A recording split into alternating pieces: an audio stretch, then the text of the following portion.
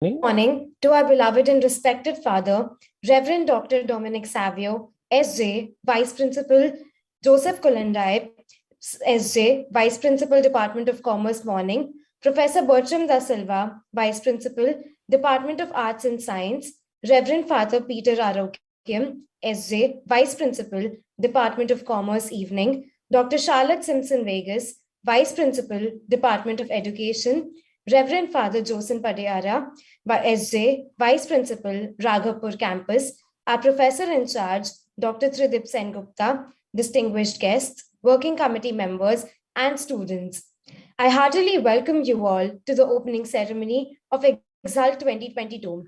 Today is a landmark day in the 2022 calendar of the Hult Prize community at St. Xavier's College, Kolkata, as we host Exhult and uphold the tradition started by our seniors. To acknowledge this, I would like to invite our campus director, Aryan Singhvi, to address everyone.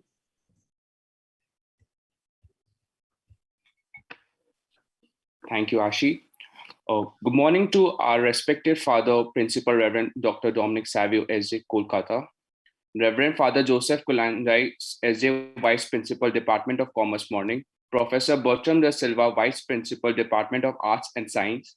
Reverend Father Peter Arokim, SJ, Vice Principal, Department of Commerce, Evening.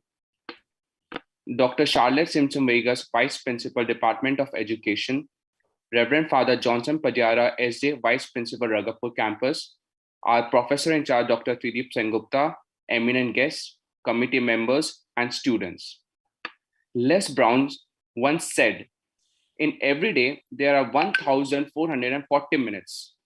That means we have 1,440 daily opportunities to make a positive impact. With that belief in mind, the Hult Prize Foundation has been transforming how young people envision their own possibilities as leaders of change in the world around them.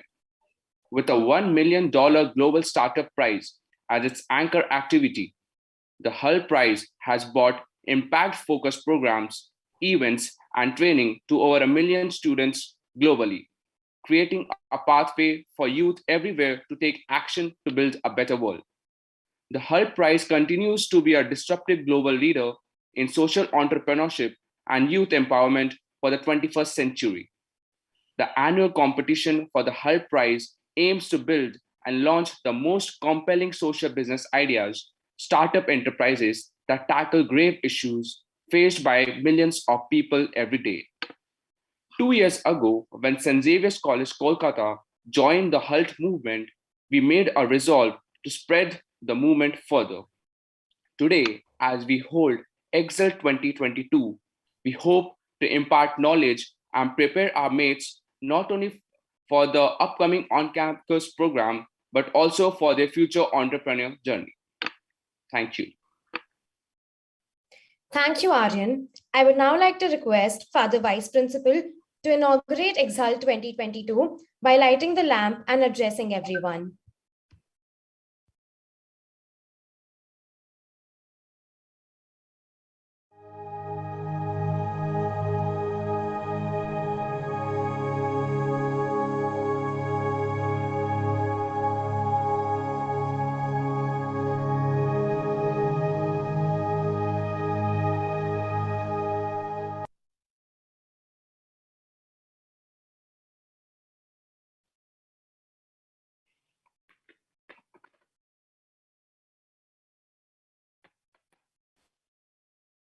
Reverend Fathers, respected professors, Professor in charge Dr. Tridip Sengupta, esteemed speakers, and my dear students, good morning and a warm welcome to Exhult 2022.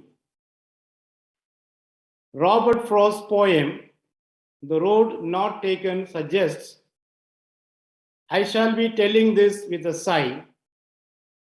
Somewhere ages and ages hence, two roads diverged in a wood, and I took the one less traveled by, and that has made all the difference.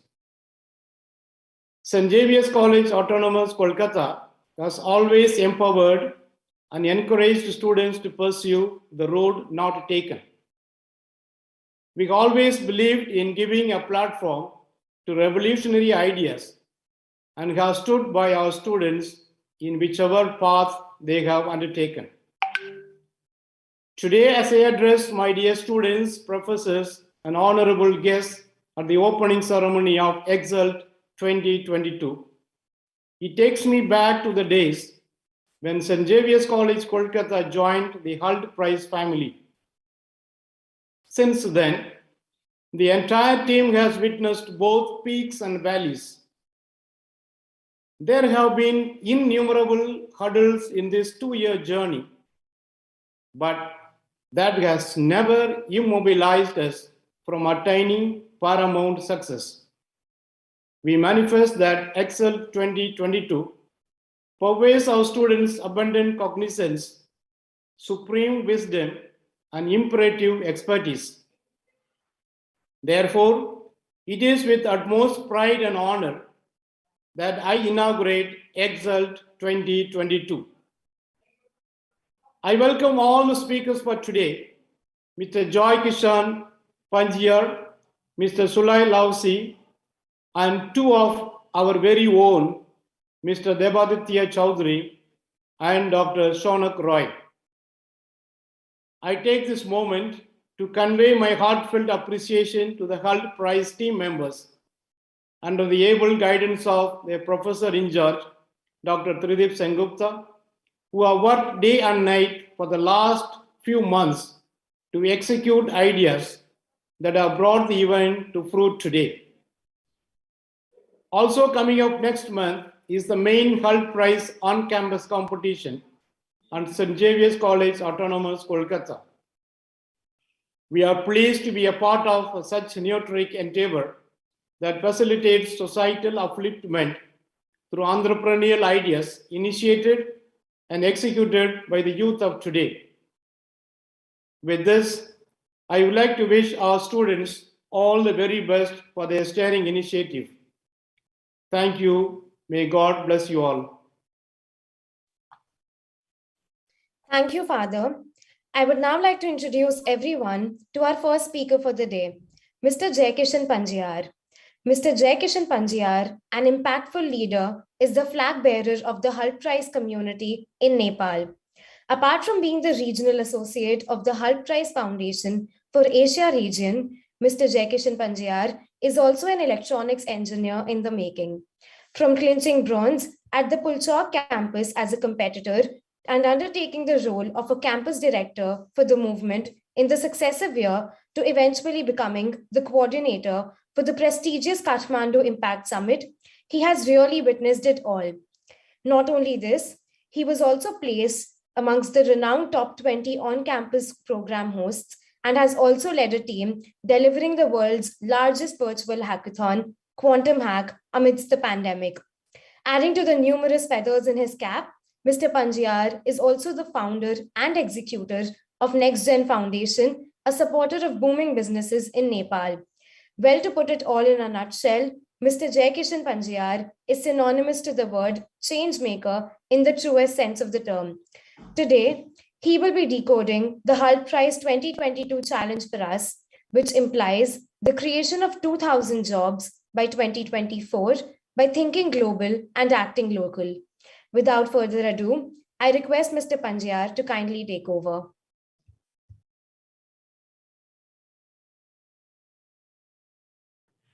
Hello. Hello, namaste everyone. So, yeah, without any delay, I think it's good time to start the session, right? Can we go? Sure, Jaykishan. Sure. Give me a minute.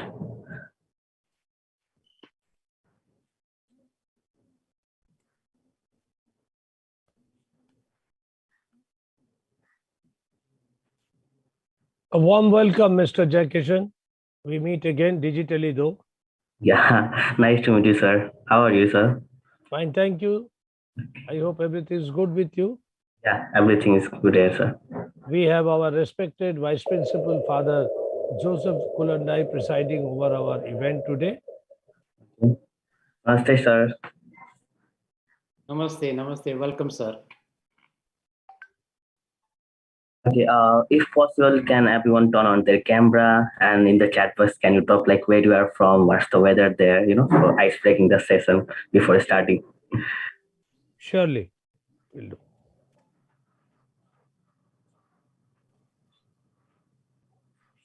Okay.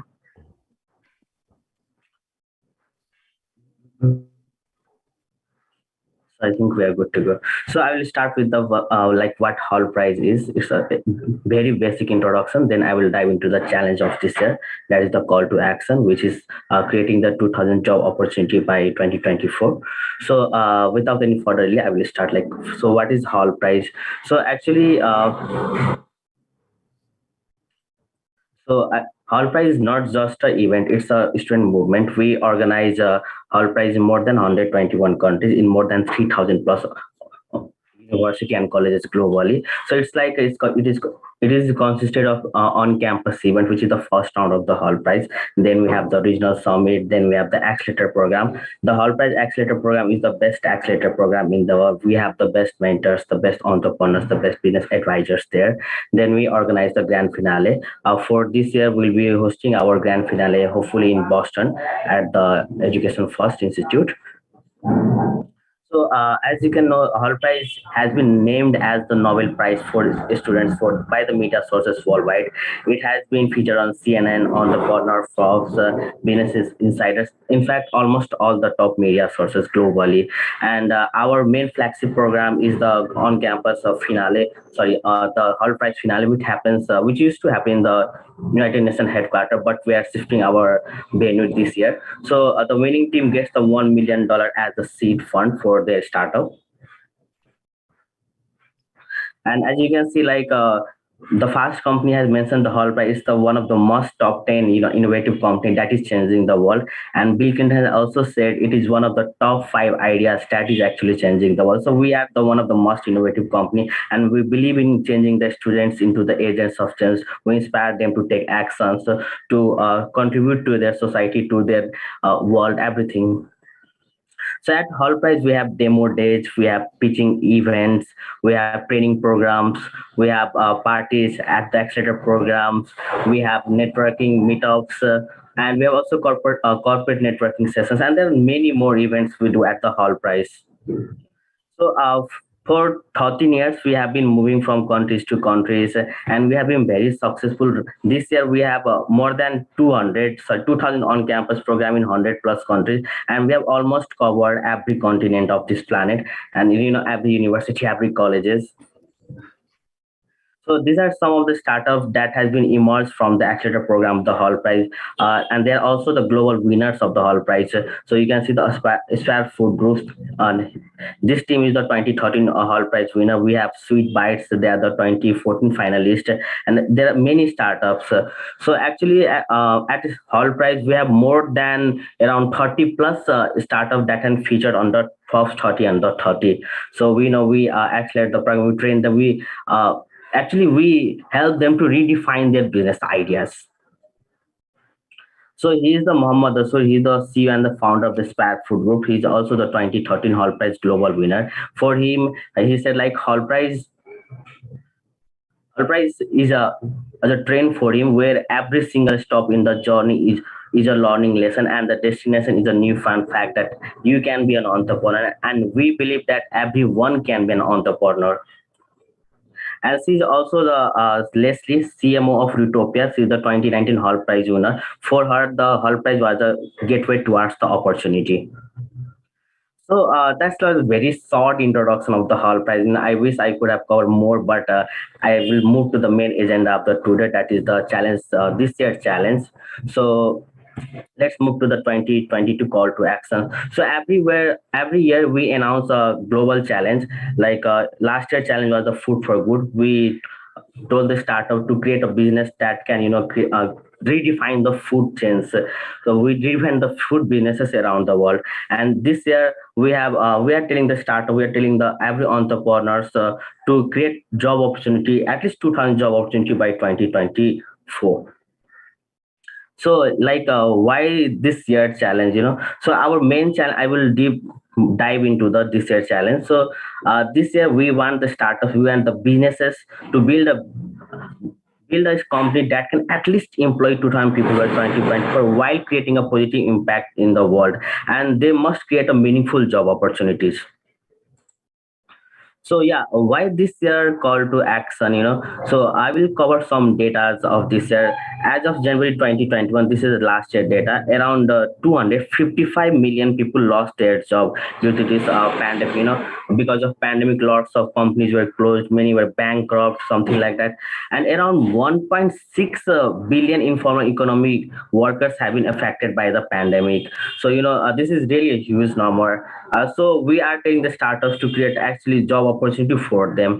And this year, since we are the partner of the United Nations, so our every challenge focused is aligned with the United Nations SDG Sustainable Development Goals. So this year we are focusing on the SDG 8, that is decent work and the economic growth. So I will dive more into the call to action, guidelines. So as I mentioned, meaningful job opportunity. So what is a meaningful job opportunity? So basically, meaningful job opportunity means that whenever you employ any person in your company, you should be paying them some, at least some money, and you should must follow the rules and regulation of the local authorities. So that's what the meaningful job opportunity mean for us. So what does your business need to do? Your business need to solve the at least a genuine customer problem. And yeah, as mentioned, we are mentioning that you have to create 2,000 job opportunity by 2024 by creating a positive impact in the environment or society. So at Hallprice, we talk a lot about the positive impact. So what does the positive impact mean? It's like something, for example, you make $100 per day in your startup. So at least you must invest $1 or $2 for the environment or society in any form. You can donate to some charities, or for tree plantation, or maybe in any way. But you need to create a impact, positive impact and provide contribution to the society in any way possible. So how many people can be in a team? So you need to have at least minimum 3 people and maximum 4 in a team, and they must be from the same university. So in this case, you are from the St. Xavier College, so your team members must be from the St. Xavier College as well.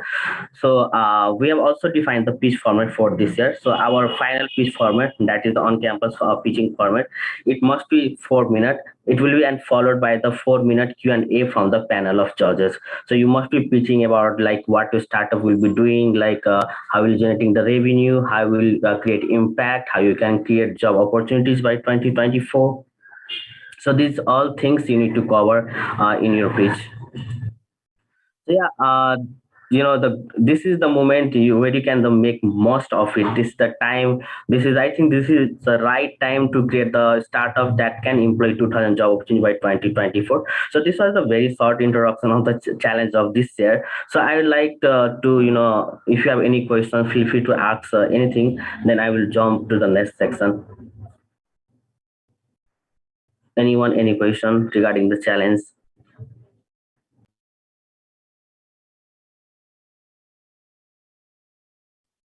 Please be free to ask Mr. Jackishan any questions you have in mind, because we want to take forward this Hult competition to the regional and the impact summit. So Mr. Jackishan has been kind enough to guide us in our journey, and we want all the teams to be really successful, Mr. Jackishan, and come up to the international competition level. Thank you. Okay, you can raise the hand or drop the question in the chat box. Anyone regarding the challenge or anything related to Hallprice? I can see 208 audiences here. So, okay.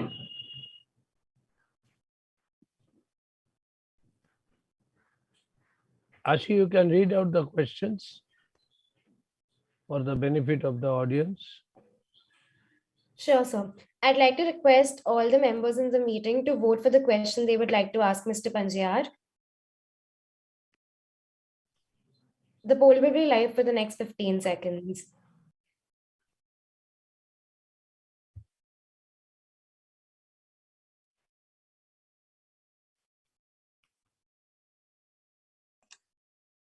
Guys, in case someone is not able to see the questions, I'm just reading them out for you. First question is, how do I prepare myself for the Hult Prize? Please explain from ground level. What can I do? So you can write it in the chat. If you can't see the option of the poll, then the second question is Hult Prize only for social entrepreneurs? I repeat, first question is, how do I prepare myself for the Hult Prize? Please explain from the ground level. What can I do? And the second question is Hult Prize only for social entrepreneurs?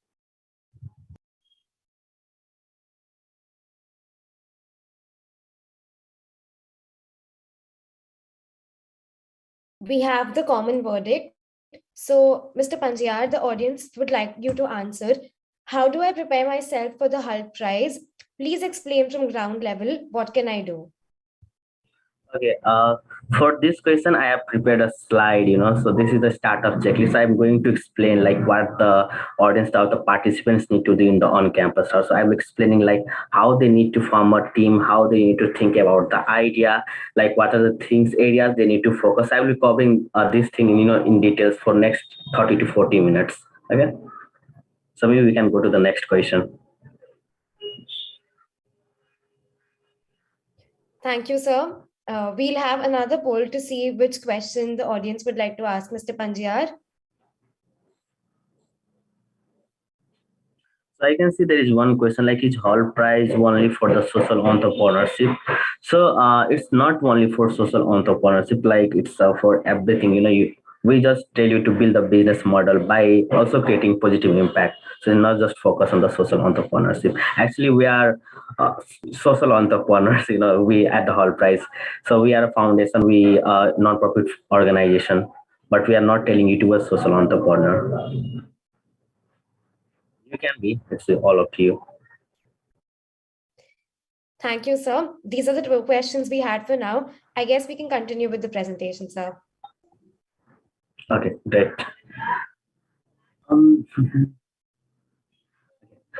So this is the startup checklist I'm going to share. Like this is something we have built from years. There are 6 steps which every participants of the on-campus round can follow to increase their chances of winning the on-campus round as well as regional summit. And I can guarantee that if you follow all these steps, there will be huge chances that you can also win the $1 million. Okay, so. I will dive in the first. So there are 6 steps. You can also make notes. Okay. So the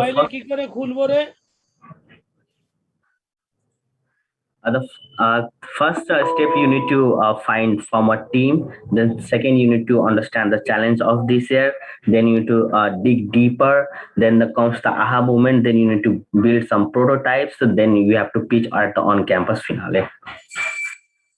So I will be focusing on the first step, that is finding a crew, that is forming a team. So like you might have noticed that almost every most successful businessman or the entrepreneur of this world have founded their company with their some co-founders. Like in case of Elon Musk, while forming the PayPal, he has co-founders. Steve Jobs also had a co-founder. Also, Bill Gates also has a co-founder. So everyone has co-founder. So why they had co-founder? So actually, team is really important thing while building a startup. Because suppose I can be like good at only one thing. Maybe I can be good at like pitching, or maybe I can build good at management, but I cannot be like good at everything. Like I'm bad at so many things. So why we have co-founders? So they can add values to your team. Suppose have someone in the team who is really good at selling, who is really good at business thing. Have someone who is like really good at tech. Have someone who is really good at pitch. So if you add all strength, then you can have a very strong team, and you can like actually build a startup. You can actually run a company when you have a co-founder. So if you are working in a like agro domain, then have someone from agro domain. If you are making a medical startup, something, then you can have some doctors onboarded on your team. If you are building something like, so it will add value, because from their knowledge and experience can help you to understand, run your business in a better way. So whenever you are building a team for the on-campus round, I know you all are from the same university. We're also telling you to have team members from the same university, same college as well. So whenever you're forming team, like focus on the roles. Suppose if you are good at like making presentation and pitching, have someone like you can add other values, maybe help you to design the business model, or maybe have good networks in the market, or maybe have anything that can help you to make your startup better. So focus on the role, value each other's roles, and also the most important thing is communication. So whenever in the on-campus round, we have really short time duration. So our deadline for the on-campus round is March 15, it's almost today February 27. So we have less than like 2 weeks left. So during these 2 weeks, you need to communicate effectively within the team. You need to have regular calls. Like I suggest everyone, if you have a team, then have regular meeting with your team, like assign some tasks to them. Let like maybe X person can research on this thing, Y person needs to focus on this thing, Y Z person to focus on this thing, and then communicate daily that I have found this, like maybe this idea will work, or maybe this strategy will work, or this strategy does not is not going to work. So you need to communicate very effectively, and you need to prepare your pitch, your presentation. You need to like teach your idea in really great way at the on-campus program. Also set goals. So I was also a hall participant in 2019. Like I was like you guys, okay. So actually, me and my team participated in the on-campus run, and we're the runner-up of the on-campus program. But I didn't stop there. So actually, I have two companies in Nepal, and one is focused on the waste management sector, and other is like an event management company. So actually, that startup is called Innovatex Private Limited. So that startup was emerged from the Hall Prize on campus round, and then after 2 months of the on-campus round, we received the grant from the government, because we had that level of idea, confidence, like how to pitch, like how can I build, so everything, and we pitched to the government, the Science and Technology Department of Nepal, and we received the grant from there, and we are running a very successful business right now, and there are more than 50 plus employees in that company. So I have lots of example, that the startups that can been built at the Hall Prize. So what we did at the Hall Prize, we set the goal, like the on campus, set the goal to win the regional summit. First of all, like we had no idea like how we can win the regional summit, but we set that goal. So I recommend everyone to set your goals high. So if you're participating in the on campus round, set the goal high. Like you can set the goal to win the regional summit, or maybe go to the accelerator program, so you can work hard. It will motivate you to work hard to reach your that destination. So set goals like what you need to achieve in 1 week, or what you need to achieve in the next 2 weeks, or maybe after the on campus round or before the on campus round, so that it will help you to move. Your team will be moving in a one direction. And second last point is like you need to have someone in the team who will be celebrating the success and failure together. Because I have experience, as I mentioned earlier, like I have my own two startup, but I worked with lots of startup other co-founders as well, and around 3 4 of them failed. So why? One of the most common reasons was we don't have the passion, especially the students don't have the passion. They want the success in very less time, that they want to the billionaire within 1 month, within 1 year they build a startup, and if nothing goes right, then they give up. So have someone in your team who can like celebrate a success and failure together. They must be with you in the hard times when nothing is going right. They must be supporting you, encouraging you, as well as adding value to your team as well. The last thing, you must know each other. So I hope, since you all are will be from the same university, so um disable automation. Give me a second.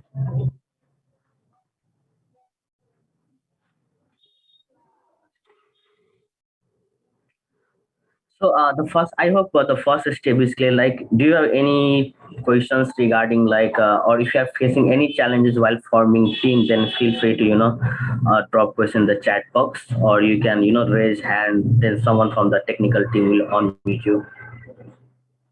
Anyone facing challenges while forming team, or want to know like how they need to form a good team?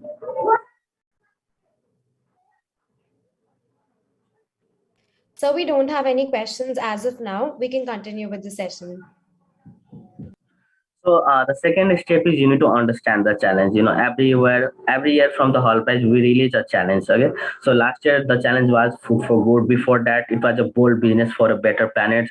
And this year we have the call to action to create the meaningful job opportunity, to create 2,000 job opportunity. So visit our official website, that is the hallprize.org. There is a section for the challenge, the call to action of this year, and I recommend everyone to download that document. We have detailed description of this year challenge, like how you need to pitch your idea, how you need to compete, like which areas you need to focus on. So you need to understand the challenge, and if you are, and I can say that this year challenge the one of the most simple challenge we have given at the hall price ever, because we have only telling you to build a startup that can employ 2,000 people. So you can focus, you can build a startup in the maybe in the something in the waste management sector, or maybe in the agro sector, or maybe build some in tech sectors. You are free to do anything, just you need to employ 2,000 people by 2024. So once you understand the challenge, you do root cause analysis. So in the root cause analysis, what you can sorry,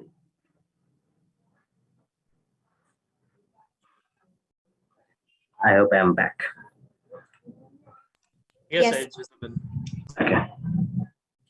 So in the root cause analysis, what you need to do is like you need to do lots of research study, like how Google is employing so many people, like how some. I can give you some examples of the company. They have less than 50 employees, but they are working internationally, globally. So you can do research about those companies, like how they are operating in a so effective way, like why some companies have so many employees, why some are working with very good way. So you need to do the root cause analysis in this stage. So once you understand the challenge, deep dive, research some, research about some other companies. So yeah, that's the second stage.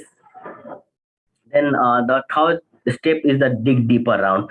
So once you have like you have an idea. Suppose you are planning to maybe build a startup for like I will give you an example, like for Nepal we don't have any charger manufacturing company in Nepal. Everything we import from the China. Okay, so suppose like we decided to build a plant in Nepal where we can manufacture charger for almost every company. Okay, so that can be an idea for the whole price on campus. And of course, when we are establishing a company, so I need around many 500 to 1,000 people. So I can also tell that I will employing this number of people by this year. So I can show everything to the panel of charger. So suppose that my idea is to make a startup, to manufacture chargers in Nepal.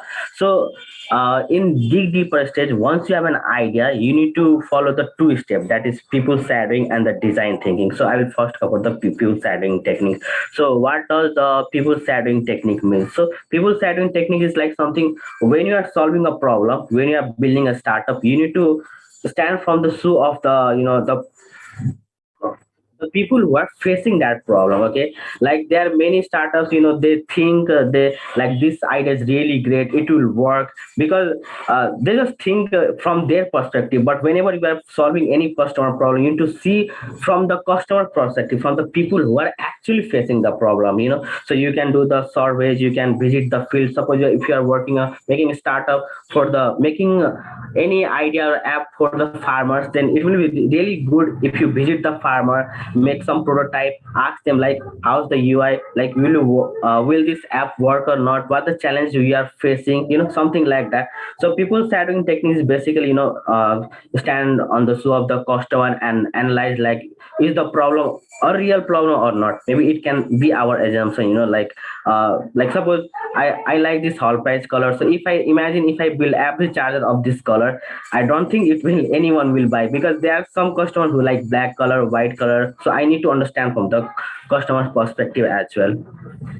And the second technique is the design thinking technique. So this is something like I would encourage everyone to study more about the design thinking. So at design thinking, what we do, we build a product or services for the by keeping the peoples at the center, humans at the center. So it is called human centered approach.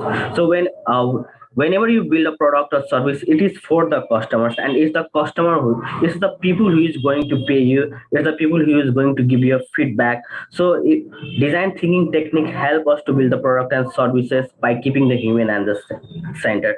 So once you have an idea, do the people shadowing techniques, do design thinkings, there are 5 steps of the design thinking. You can dive into the 5 steps and then analyze everything.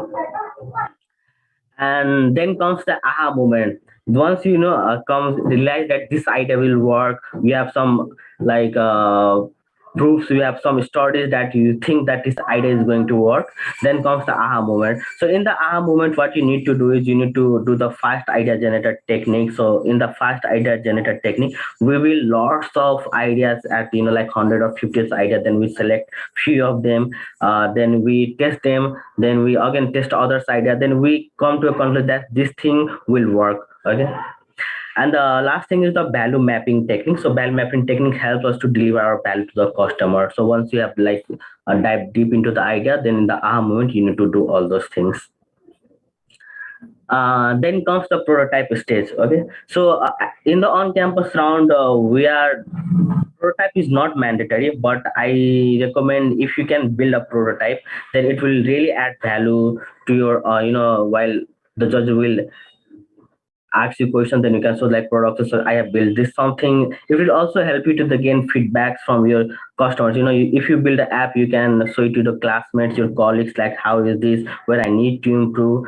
So prototype is something we ask at the regional programs, so at the regional summit. But if you start building the prototype from the on-campus round, then it will really help you to win the on-campus round as well as the regional summit.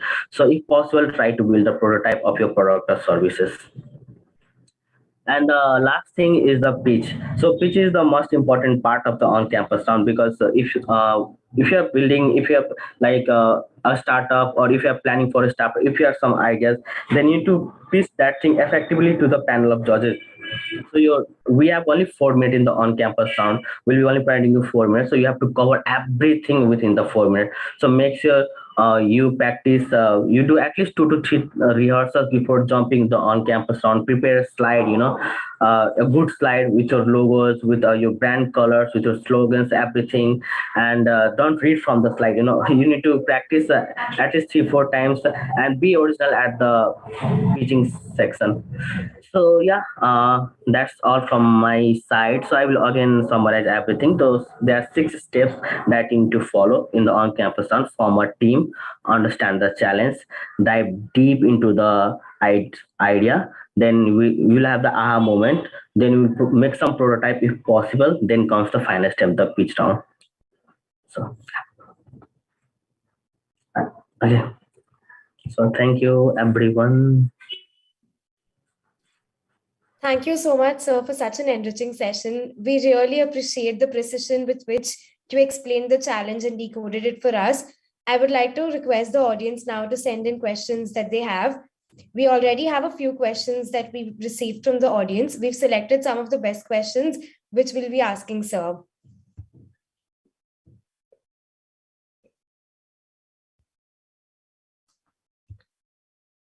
So there is another poll. I would like to request everyone in the meeting to vote for the question they would like to ask Mr. Panjiar. The poll will be live for 15 seconds.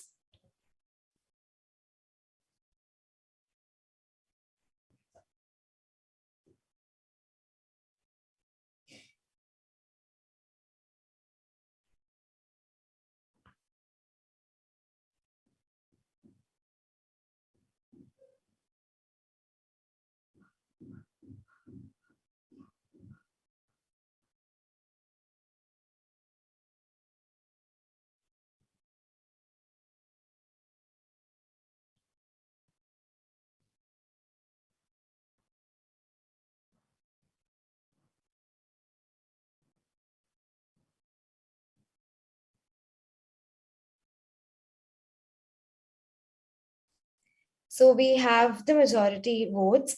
So we would like to know, how do you think Hult Prize programs will change the course of India as in Indian startup space? Okay. The question is really, good. So I think at Hall Price, what we do is basically we transform the students into agent substance. Like why you guys are here because you believe in the our vision, our mission. We also believe in creating the positive impact by contributing to the society. So in India has really a good startup culture. I am also the fan of the Indian startups. They are doing really awesome job in India. So I think these startup things are very limited, that was maybe IM or maybe some IIT, something like that. But by uh, organizing the Hall Prize programs in India, we have almost more than 150 plus on campus program in India this year, and in almost 3 to 5 IITs and more than 5 plus IIMs. So and also like lots of colleges like you. So in every colleges we are encouraging you to build a startup. We are encouraging you to make convert your ideas into transform your ideas into reality. We are providing you the resources, the toolkits, the expert guidance, everything you need to execute the on campus program. And by this on campus program you are inspiring lots of entrepreneurs, lots of students to take action. So actually we have created a magnetic effect, we attract you, you attracts other. So I think this Hall Prize, of course India has a good startup ecosystem, but Hall Prize is also adding a lot of value to India's startup ecosystem, and it will, you know, accelerate the course. I won't say that it will change the course; it will accelerate the course. Thank you, sir. That was very enlightening. We have another question from the poll. In light of the great resignation, even in India, how should a new business go about motivating people to join their ventures? Okay.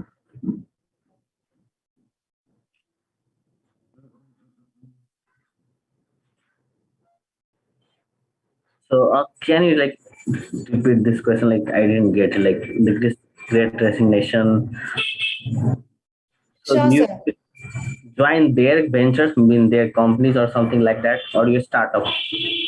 So basically, the question asks, how should a new startup or how should a new business go Mhm. about so that they can motivate people or persuade people to join their ventures and their movements?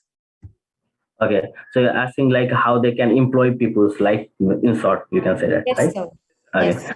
Also, I think the first thing the matters is the mission, the vision of the company. Like why the Apple is such a valuable company in this world, because the brand value they have built. They build the premium products, they build the premium services, but there are lots of Chinese manufacturers as well. They can build the products like Apple, but they don't have those brand value. They don't have that work culture. They don't treat their employees in a good way. So there are lots of things that as a founder or as a co-founder you need to focus on. The first thing is like why you want to solve this problem, like why you want to build this startup. What's the ultimate goal of your this startup? Suppose you want to create a global connectivity, or maybe you want to solve every farmer's problem in the India, or maybe you want to change the India. So that's the vision of your company, and that's the first thing that can help other people to join your venture. And the second thing is like the company culture. You can, there are lots of, I think you might be known about the companies who are giving holidays in a week. There are some companies are giving 3 days, 3 holidays in a week. So these are some things that we can do to make our work culture better. And of course internally we need to be transparent. We need to communicate effectively, and we need to of course pay them a good amount. We cannot let them work for 10 hours, 15 hours and pay them like for only 4 hours work. So there are lots of things that we need to focus, and that can attract lots of people. So there are lots of company, especially I can give you example like Zoom. Before this pandemic we didn't know about the Zoom. No one knew about the Zoom, but because of this pandemic, like right now, even after 2 years, Zoom is one of the most valuable company of the, and they're employing more than thousands of people. So this was the demand of this time, this pandemic time. So in this way, I think there are lots of things, but I hope you get the answer. Yes, absolutely. We get the drift of it.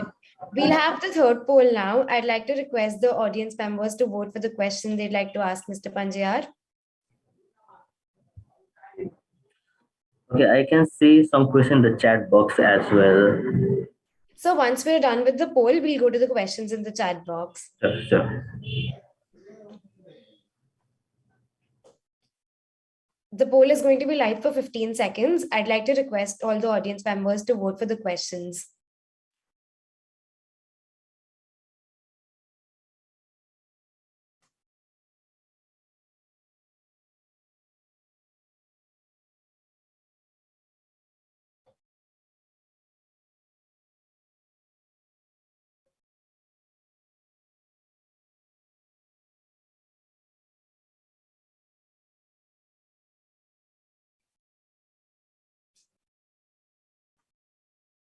We have the results of the poll.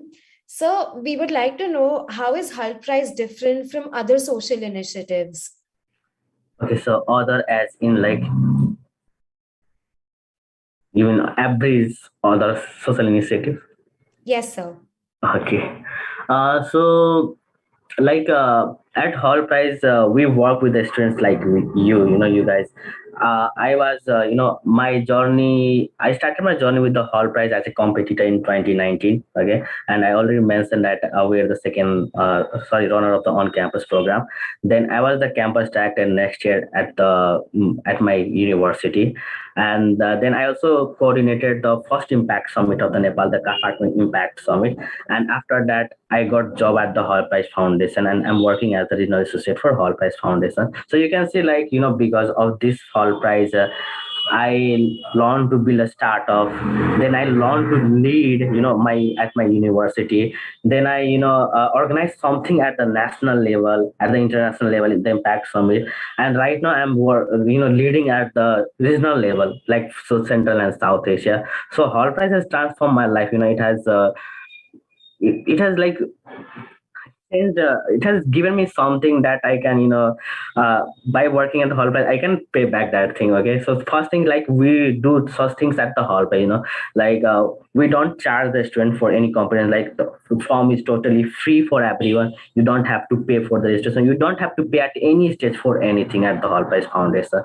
So why we are doing those things? Because we want to make this world a better place, better place for everyone. We start by working with the students because they are the one, who are most excited about bringing the change. They are the one who actually have the, most energetic persons. They have the something that except a student they don't have. So uh, at Hall Prize, we do such things. We actually transform students into the agents of change. We inspire to build startups. We inspire them to contribute to the society. We inspire them to, like, create positive impact as well. So there are lots of things we do at Hall Prize. So I think, it's, really different from other social initiatives. Thank you, sir. I guess it's truly Hult Prize's uniqueness that makes it stand out from other social initiatives. The next question that we have, sir, is, what exactly is the philosophy behind Hult Prize? Okay. So actually, Prize was started, founded by Ahmad Askar, if you know or not. Okay, so he organized the first on-campus program at the Hult Business School. He was, there was only one on-campus program at that year, and why he did that thing? Because he wanted other people, to also build some company. Because we believe at Hult Prize that the only way, the fast way to change the society, change the world, is to by making a startups. Because that's the way we can directly, create something, accelerate something, in any direction. Maybe if you are, suppose if you want to do something in waste management sector, then if you wait for the government, it can take like next 20 to 25 years. But if you build a startup, if you know how to generate revenue from that way, if you know how to manage that, then it's an accelerate that thing, so companies or startups are something, that is helping. I can see India, like how the India was 10 years or 15 years before, but how is it now? It's the fastest growing economy in the world. And I believe one of the biggest reason is because of the startup community in India. There are lots of unicorn companies emerging in India every day. So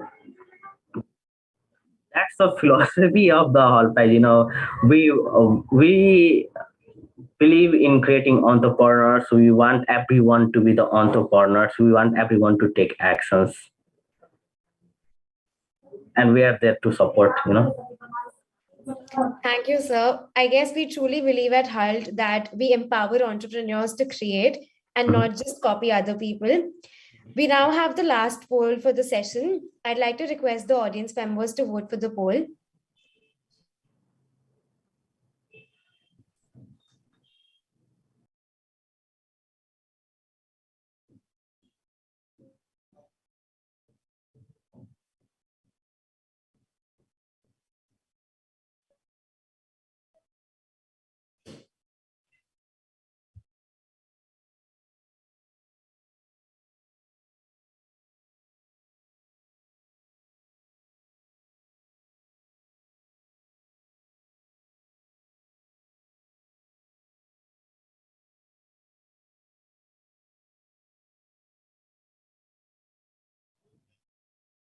This one was a pretty close call, so I guess we'll ask you both the questions, sir. The first one is, what has Hult Prize taught you as an individual? Okay, so as an individual, like let me be honest here, I always wanted to build something different from others. I wanted to contribute. I want to be like everyone wants to be a great guy. I wanted to be like that, but I literally had no idea from where to start, where I should move. Like I was just a student, a university student who was studying engineering at his university, and from morning to evening doing assignments, the practicals, the classes, everything. Like I had literally no idea, but I wanted to do something. Okay, so actually Hall Prize came to our university, and we saw the all these banners, flyers, that $1 million program, something like this, and like I was super excited. And there was a theme called bold business for a better planet. Okay, and we thought like let's participate. Okay, we didn't plan to win or not. We had no idea like whether we'll win or not, but we thought let's participate. And for participating there was a criteria having three people, at least three members in a team, and maximum four. So that's the first step I learned. Like we need to have a team. We need to work in a team to solve anything. So that's the first thing I learned from the Hall Prize. And from that day we used to sit in the lab, and our class ended at 5 p.m. But from 5 p.m. to 9 p.m. we used to be in the library, and we used to discuss about like how we can crack this year challenge, how we can win this competition, like everything. Like, and we work in a team. And you won't believe that our pitch was the best pitch at the on-campus program at our university. And I'm from a Pulchok Engineering campus, and it's the IIT of Nepal. It's actually the most prestigious college of Nepal. So imagine like delivering the best piece, the best business idea at the most biggest on-campus program of the Nepal. So that was something, you know, like really something, a big achievement for me. That day I realized that I do have the potential to make a difference. So the first thing I learned is about the team. Then it helped to Always helped me to explore my potential. Actually, like I have the potential to make change, make a difference. Then I work to work on the business things, because I literally had no idea about the business. Because being from an engineering background, we only know about everything except business and management. So I was really bad at those things. But at Hall Prize we send documents, the recordings, the training for the judges, for the campus director, for the OCs, for the participants. So from there, I came to know that for building a startup I need to focus on this thing, like this thing. So I followed everything. And Right now I have two startups, and they're growing. So like Hall Prize has taught me to work hard, work in a team, getting out of the comfort zone, exploring lots of things. Like I believe in exploring, explore as much as you can because who knows like where our interest is, right? So there's so many things. I have just covered few things. Okay. Your journey at Hult is quite an inspiration for all of us, sir. I think every expert starts off as a learner and then becomes who they are. Mhm. Thank you for that, sir. Our next question is, how was your experience as a competitor in Hult Prize 2019-2020? How was it like to be a participant? Okay. So I think I covered some part in earlier question. So as I mentioned that I had no idea about this startup. Like I knew like what a startup is. Like start with some companies, they solve some problem, they reach the investors, they get some funds, then they grow like Google, Facebook, then they become millionaire, something like so easy. I had such concept in my mind. But as a competitor, I came to know like how competitive this startup world is, because the competition starts from your on campus, from your colleagues are your competitors, your classmates, your friends from the different departments are your competitor, and you need to beat them to win the on campus program. So like I really, the Hall Prize actually has taught me to build a startup. And experience was really, life transforming for me. Like I believe truly, like what I am today is because of the Hall Prize. Like it has added so much value in my life. And Nepal is one of the fastest after India. One after India, it has one of the fastest growing startup ecosystem, and we are having like lots of startups every day. And you won't believe like. We had last year 60 on-campus program in Nepal, and we have more than 70 plus on-campus program this year. And most of the startups are actually emerged from the Hall Prize. So you can see like as a competitor, I had really great experience. And I have like we have very strong community in Nepal as well. And whenever I meet anyone, like they say like Jay, I learned this from the Hall Prize.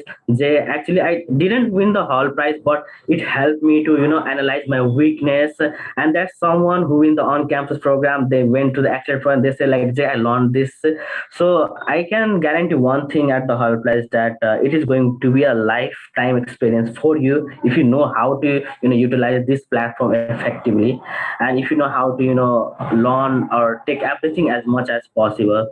So yeah, in short, it was a life transforming experience for me. Thank you for your sharing your experience with us, sir. Being a member of the Hult Prize community at SXC myself, I can truly second that. We have a few questions in the chat box, so would we take that up as well, sir? Sure. Thank you, sir. So, sir, the first question is, once we have an idea, a basic idea of what we want to do, how do we effectively present it in the competition? What are the basic key points of a business idea pitch that we should keep in mind? Okay. So actually, we have covered this thing in a document, and I think I have shared that thing with Ian as well in the newsletter 8 as well. But I will cover those points. The first thing you need to cover is the problem we are trying to solve. So start by defining like what's the problem we are trying to solve. Like maybe that can be in a maybe Western business sector, or maybe in the what's the problem you are trying, because a startup emerges, a startup grow by solving a problem, problem of the customer, the problem. So start by that thing, like what problems, and then cover like what's the solution, like what you have created at your, maybe you have created a app, or maybe some device, or maybe a new system, or maybe a new ecosystem for those transportation, something logistic like that. Or what's the unique thing about your startup. So you need to cover that thing, the solution thing. Then you need to cover the business model canvas. So in the business model canvas, we have like literally everything there, like how you're delivering your product or services to the customers, and what type of relationship you have with your customers. And then after that, also need to cover the revenue plans of your startup, like how will you making money at your startup, because we are not telling you to be a non-profit organization. We want you to build a startup that can actually make some money, because without money startup cannot survive. So you need to tell the panel of judges like how you're making money by solving this problem. Then you also need to focus on the impact thing, like uh, also parallelly making money, like how will you contributing to society, what are the things you are going to do. So I can give the example of this, like I think everyone know about the Tesla, right? So Tesla manufactures electric vehicles, right? So we have some laws in European Union, so whenever they sell an electric vehicle they get some credits, okay?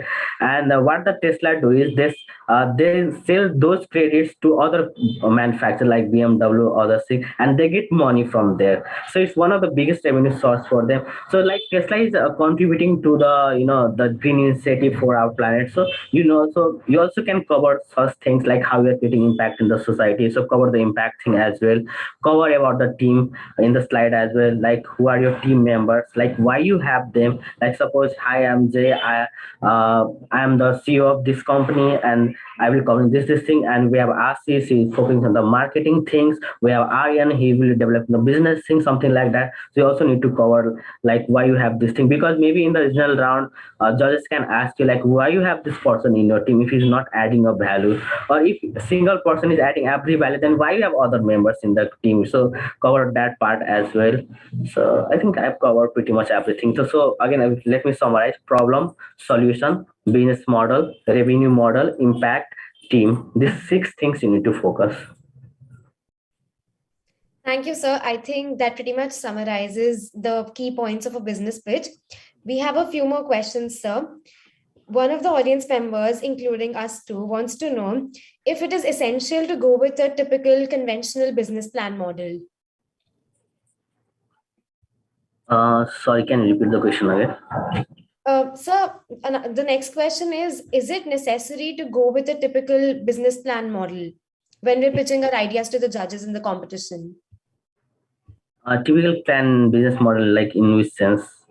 Like in a business model, Jay, there is executive summary, then like I think some things like that format is there. So he's probably asking like whether he has to follow that particular format or he can develop one on his own. Actually, you can develop your own. We will be sending you a document like what things you need to cover. Actually, so we have actually sent all those material. So we won't say you to please, like you do in the offices, like this is we are doing these things, and there are lots of paragraph. Then you dive more details into financial things.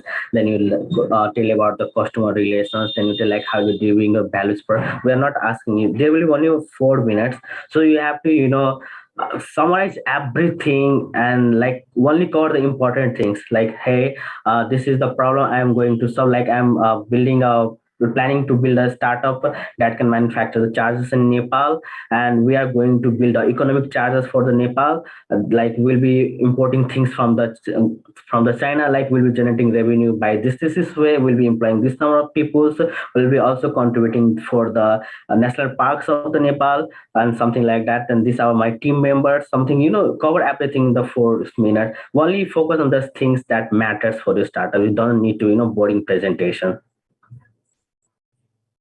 So basically leave out the unnecessary and incorporate only that is essential. Right. Only speak to the point, to the point, because that's the thing we're asking at Hult Prize. Right, sir. So the next question is, since one of your companies focuses on waste management and caters to that department, what is your company focusing on doing with that waste? Okay, I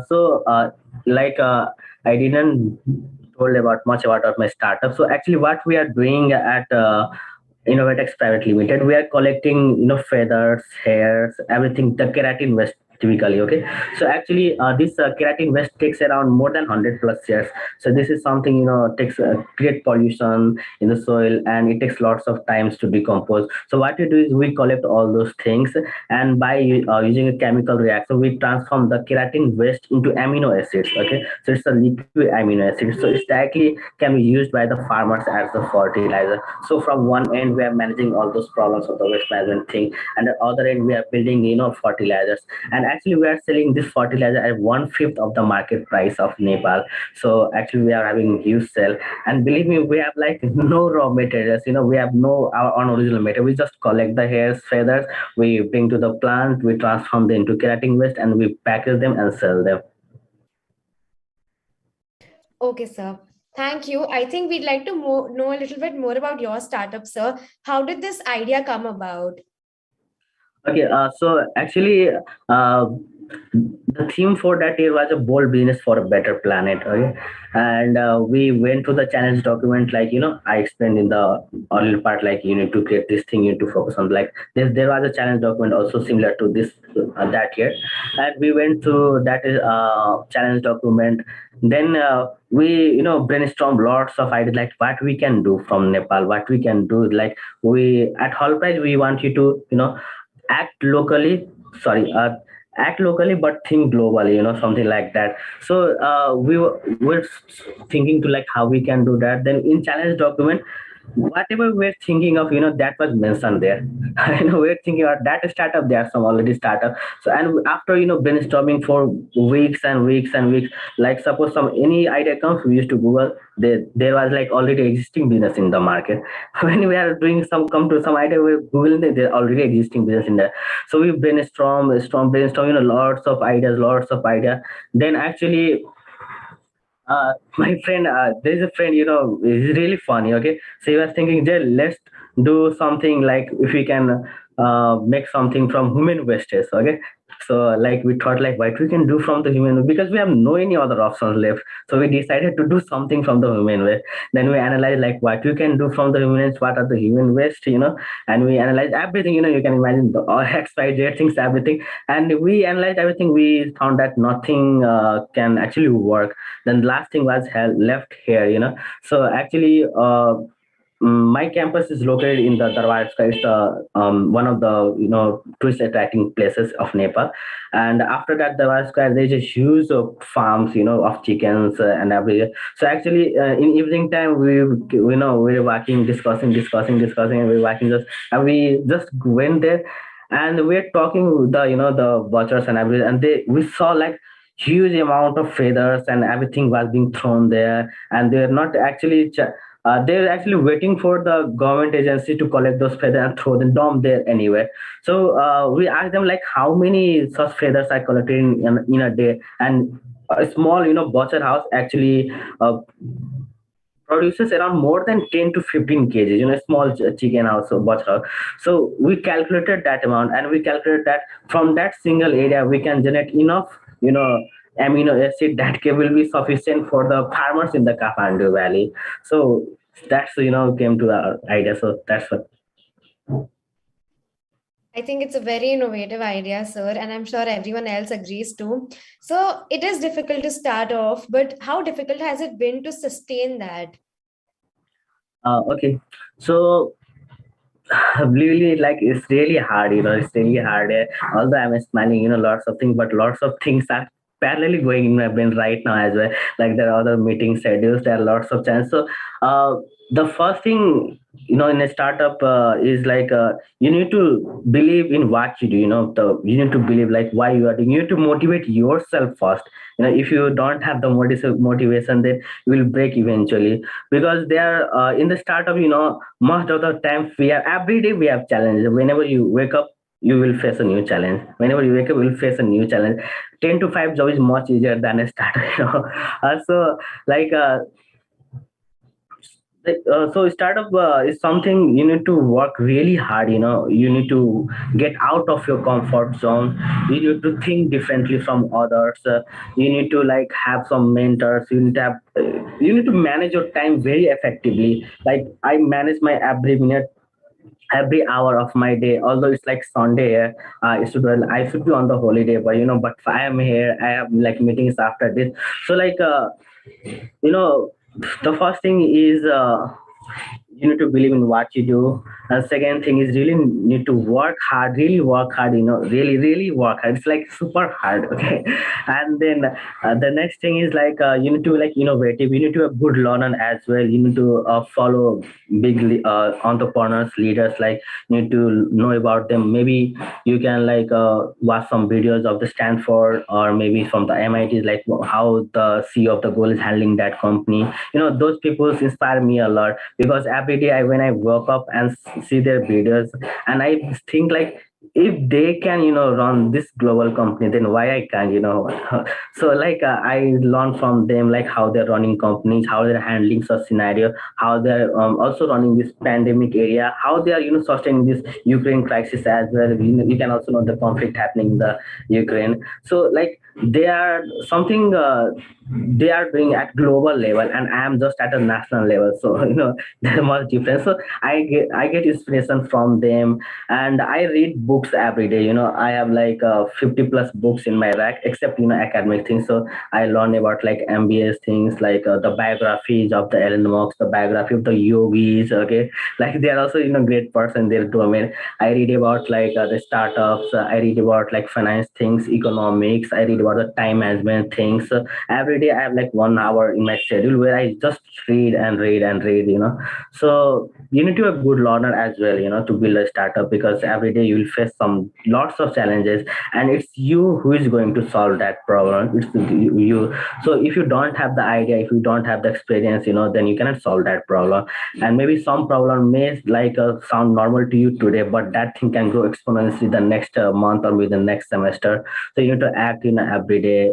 And as I've only told about my two successful startup, but I have worked with lots of other startups as well. So let me give you some examples. Okay, so actually I built a Dafe brand company in Nepal. Okay, so what was the idea? To bring the every brand houses under one roof, like the Nike or Pumas, everything under one roof, so that people don't have to go to the showrooms to buy the Nike, or if you want to buy Nike, then you don't have to go there if you want to. So we plan to build that things, and we plan everything. We had a detailed business model. We pitched to investors as well. We also were receiving some initial investment for. Then we realized that this is something not going to work, because they're already brand company, and they're selling something from their stores because of a reason, because they are interacting with their customers. They are like changing their products or service from time to time. Is experience they are giving, the trust they have developed throughout the years. And by building a company, like cannot put every company under the roof. So that was one of the failure. And second thing is while I was in fourth year, the last year of my engineering, and suddenly this pandemic happened, and we had very few sanitizer companies in Nepal. And you won't believe, like we had not locked down at that stage. The COVID thing was just in the news. It was not a reality at that time. So our university was closed. Then we thought to make a sanitizer company. Okay, and we bought lots of alcohols. We bought lots of bottles, the labels. We visit the WHO companies in Nepal. We visit the government institute. We take the approvals. We did everything, and we manufacture the product as well, sanitizer. And the next day, the government declared that no one can move out of their house. And we had the stock, but we were not able to sell that thing. So actually, we planned a lots of things there, but we missed the most important thing. That is the delivery. The how we can reach to our customers. Actually, so the delivery channel, actually, so that's the thing we realized at that time. Then we had like we collected those money with the students. Okay, so we had loss of more than 2 lakhs that in a single week. Okay, so that was one of my failure. We also built a podcast platform for the doctors, to come during the COVID time to discuss, to share about the ideas. So actually, then we realized that doctors were so busy in the hospitals, and no one listens to the podcast in Nepal. We have very limited market segment. We have like major cities in Kathmandu, like Kathmandu, Pokhara, Viratnagar, Bridge, where we have like good internet connectivity, where we have good, like podcast things. But majority of the things, there are majority villages in Nepal. We have more than 2,000 plus villages, and there are remote location, Himalayas, mountains, where you don't have the internet connectivity, and we're thinking to build a postcard platform. So that was really silly idea, So like we tested lots of things, and I won't say that those were my failures. Actually, I learned in every startup. I learned lots of things, and from that experiences, from that the things I have learned from there, then I am using that experience right now, and it's helping me a lot. And every day I learn new things. Every day I learn from you guys, the people like you. So such questions. I also came to know about lots of things while discussing. So yeah, for being a entrepreneur, you need to have learner spirit. Every day you need to learn. You need to grab as much as knowledge you can, and don't waste your time. This life is really short. So yes, that's all. Thank you so much, sir. I think you have so many stories to tell. We should probably just hold another session to just listen to all your experiences. And truly, failures teach us way more than success does. In a lot of cases, success only boosts our ego. Sir, our last question for you is, if there's one skill that you could handpick for every entrepreneur to have, what would it be and why? Just one skill that every entrepreneur should have. One skill. Actually, I believe entrepreneurs will have lots of skills, and you're asking me like one skill. So I think that every entrepreneur should be a good learner, like I believe that thing. Like every day, the main thing you need to do is to learn, learn as much as you can, read books as much as you can in the free times. Read TEDx videos, and just learn, from any way possible. Just learn. Like you won't believe, when I'm working, like I work for the Hall Prize as well. I'm the full-time staff at Hall Prize Foundation. So whenever I'm working, I play the podcast in the background. Then I listen to the Sadhgurus in free time sometimes as well, to get enlightened. And some free time I listen to the business wars things, like how the I listen to the podcast. And if I am having breakfast, then I eat, and I have book there and keep on reading, like things there. And if I went to the washroom as well, I play the news channel, news videos, and watch the news, like what's happening globally, why it's happening in next country. So I collect lots of puts every day. I keep on learning. Like I don't focus on only one area. I read about the economics, I read about the finance, I read about the startup idea, the politics, I read about the this economic things, I read about the science, I take, I read astrology, I think, like everything. I cover everything, because that's the things is that thing is going to help me in a company, because running a company is not a small job.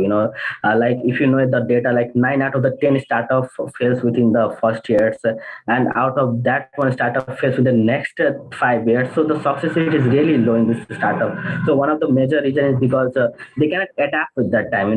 Whenever the company grows, the demand of the company is high, and the co-founder cannot meet that expectation, or they cannot deliver the thing the company wants, and that's why the company get collapse.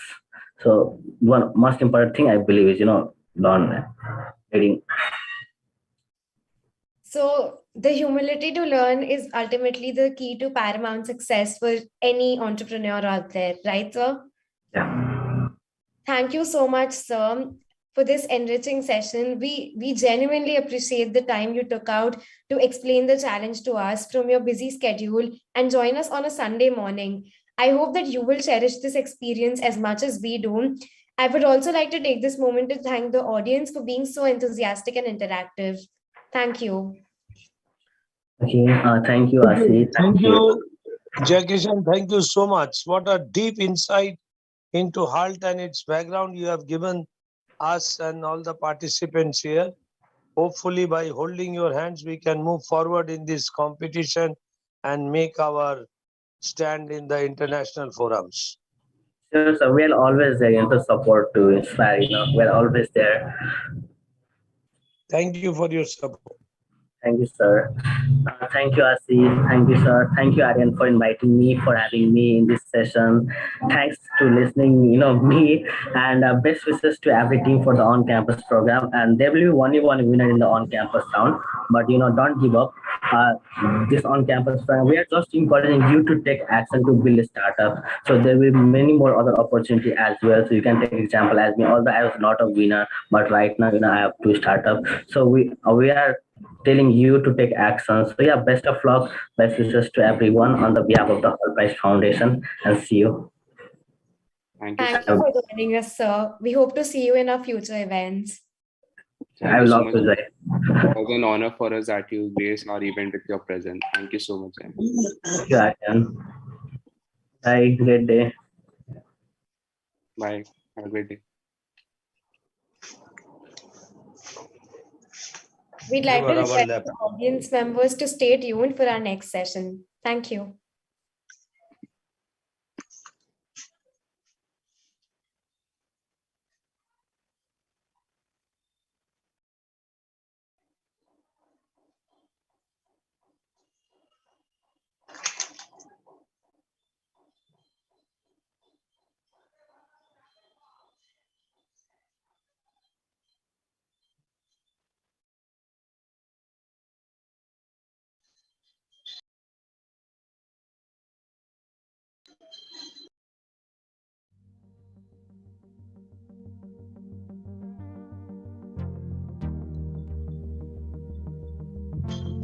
Hello, Arun. My microphone is muted.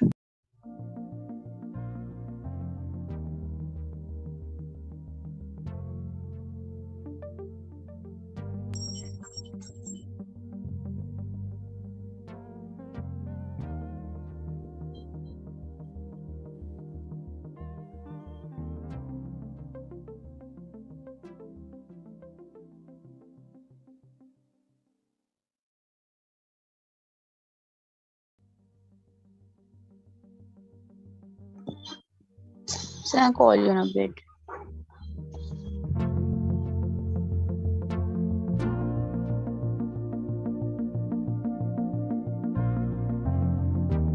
Attendees, please do not leave the session. We have Mr. Sulay Lafzi and Mr. Devaditya Chaudhary's session coming up. So do not leave the session.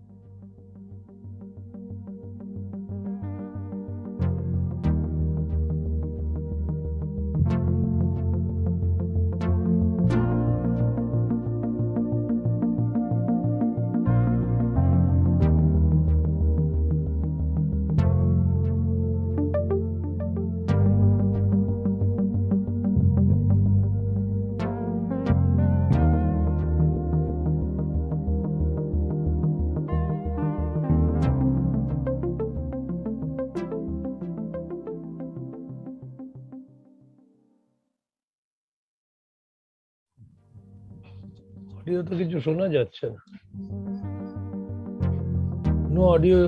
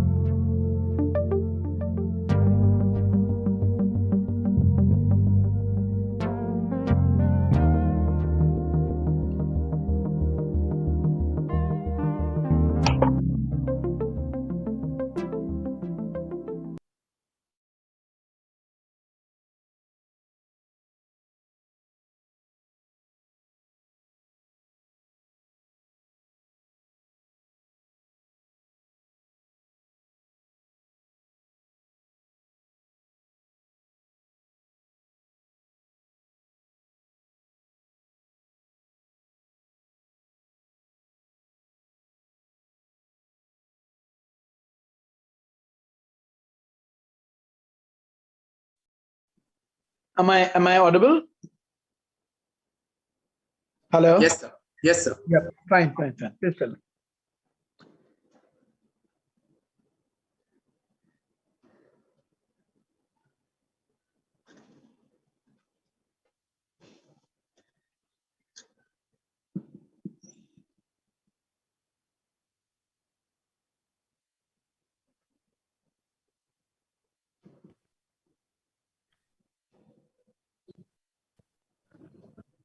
Hey, hi guys.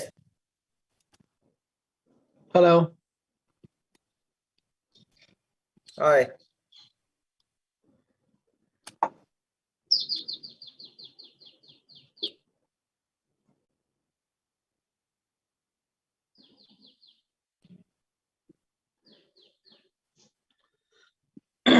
So we will begin with the session at 12:35, around 12:40, or we will add you in the breakout room for that No for that problem. point of time. Okay. No Or problem. can you add us in the breakout room?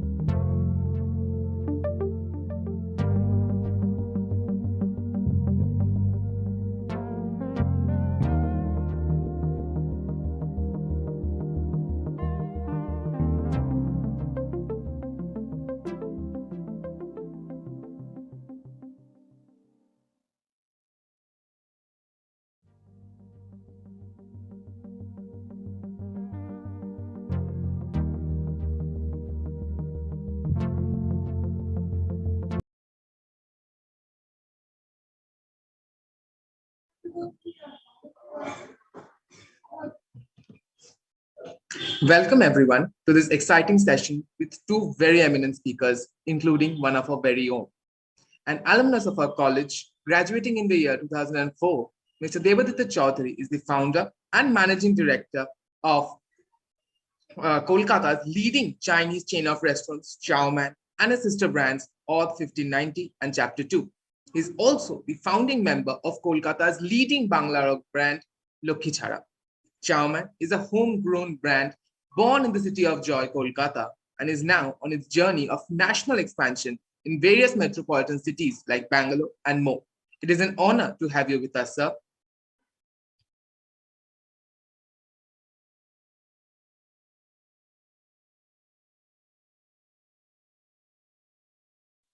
As our next guest speaker, we have amongst us Mr. Sulay Lafsi.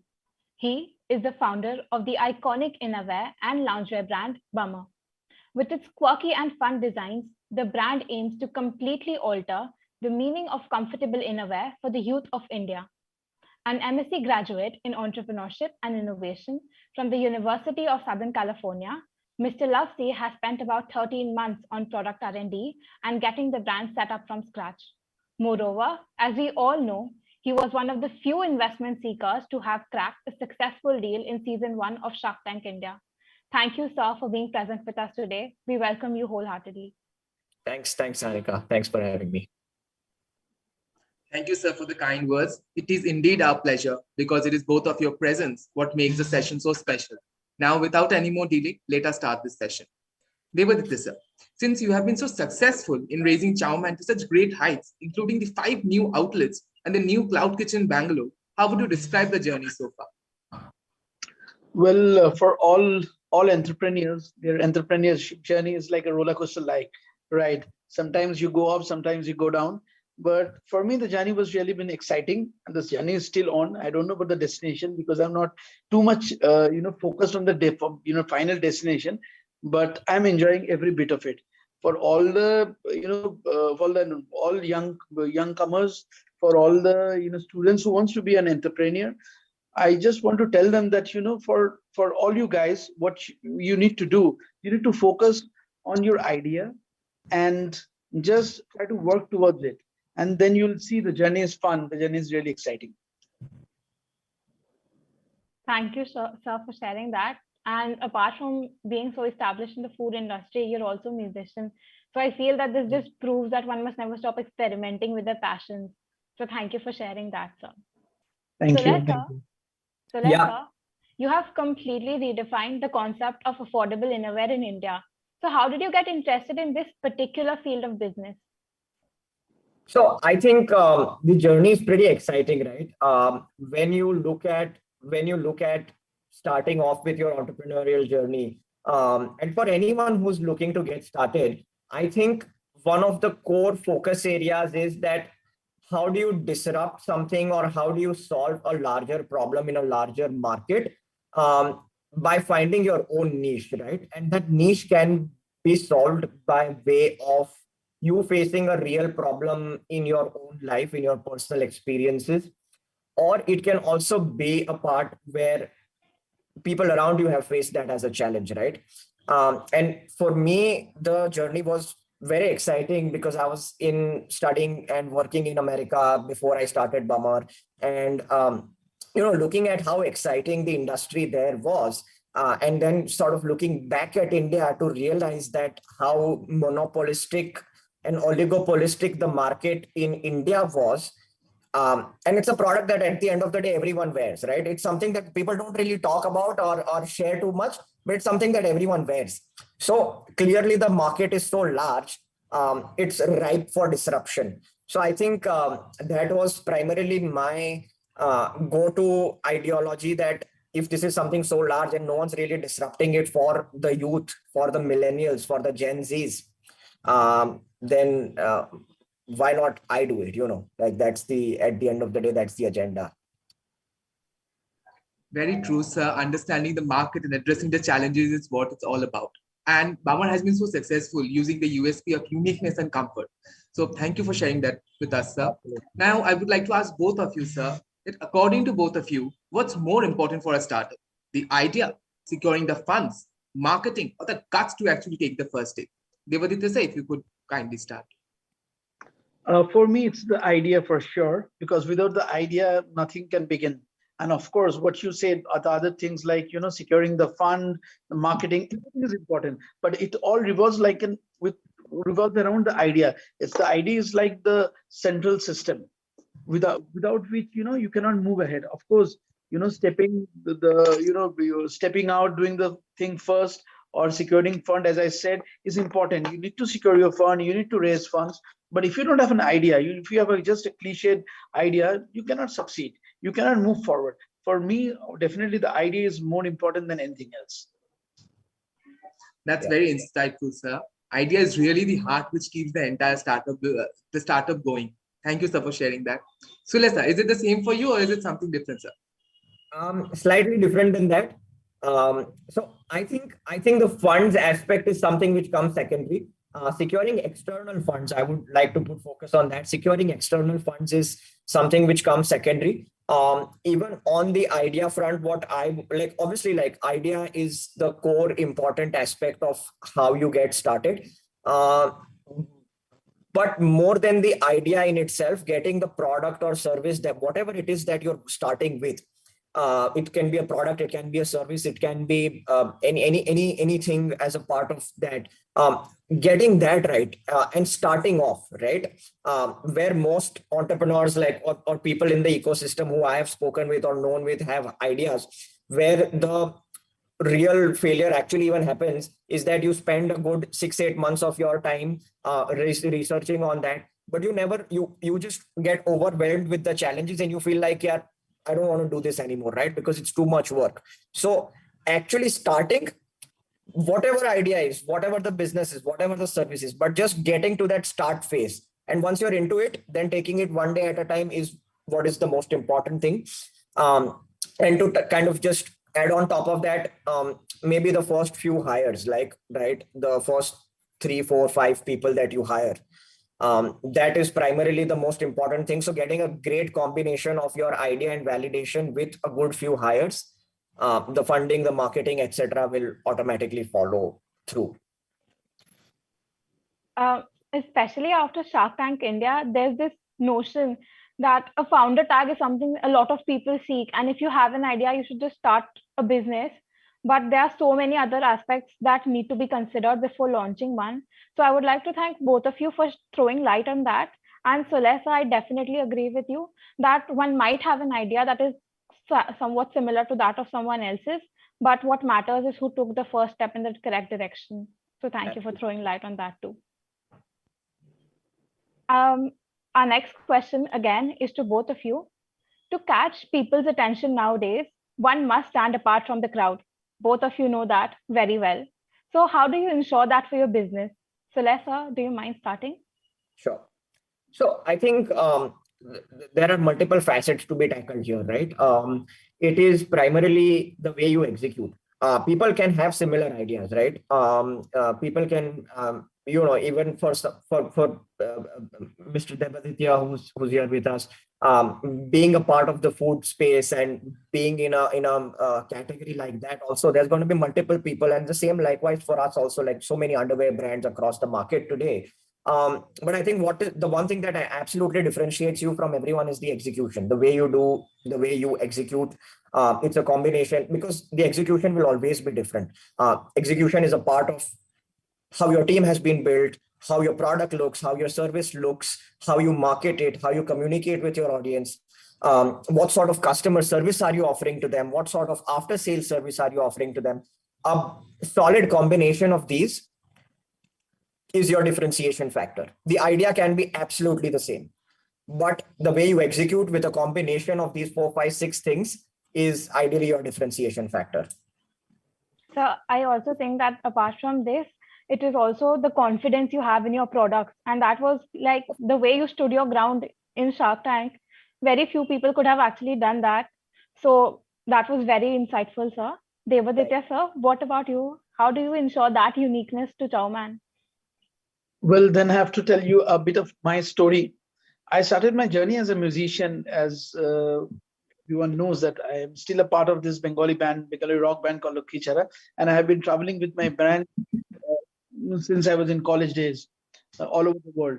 So the moment I thought of opening my restaurant, the first venture was Chowman. So why Chowman, and why it is like different from others? So like you have so many eateries, so many Chinese restaurants in Calcutta. That time also you had so many outlets, especially in Tangra and in Park Street. You have so many Chinese restaurants. So my idea was something different. I am a big follower of Mr. Ford, Alfred Ford, who is the father of this Ford automobiles. So he used to say that he wanted to democratize automobile. So my dictum was to democratize fine dining. I mean, fine dining for everyone. Like I opened the first Chowman with the idea of giving that fine dining experience at a small 350 square feet outlet at Golf Club Road, where the ambience, the food, the crockery and cutleries is at par or even better than a fine dining restaurant, but at a very affordable pricing. So somehow from day one it clicked. Our food was definitely better than any other fine dining restaurant, and at a very affordable pricing. So that was like our motto, that everyone, even the middle class, lower middle class, who can't afford 5-star restaurants or fine dining restaurants, they can come to Chowman and get the feel of Chowman. And then from one after the other, we kept on opening restaurants all over the state, now in Bangalore, and we'll be soon launching in Delhi. And one more thing, right now Chowman is like the highest selling restaurant in Bengal, in all segments, and then comes Odd. Our next brand is Odd 1590. So what was an idea? What was that key differentiator? So we had this biryani joints, like the regular biryani joints that you had, and you had those high-end biryani joints you get in 5 stars, but you never had a biryani joint which was in between. So we had the Siraj, Arsalan, those genre, and you have a Dampukti in ITC. So there was nothing in between. So if you are planning to go for a meal out with our family, sometimes I'm sure we can afford an ITC or a 5-star restaurant, but always it is not possible for us to go and go to those outlets. So our price bracket was something in between, and we recreated that Lucknow ambience in the restaurants. And right now we are again the top selling biryani and kebab brands in Calcutta. So this is like the key differentiators. I feel the idea, what he said, the idea may be the same, but how you take the idea, how you present the idea to your audience, to your customer, is more important. So that is it. Thank you, sir, for sharing your story with us. Quality is surely the king nowadays, and we all agree to that. And like you both of you said, it is the idea plus the execution which provide the customer a unique experience, which makes the business special and successful. So thank you to both of you for showing us how to be unique and stand apart. So Lesa, may I interject for a minute? Sure, sir. Do I have the permission?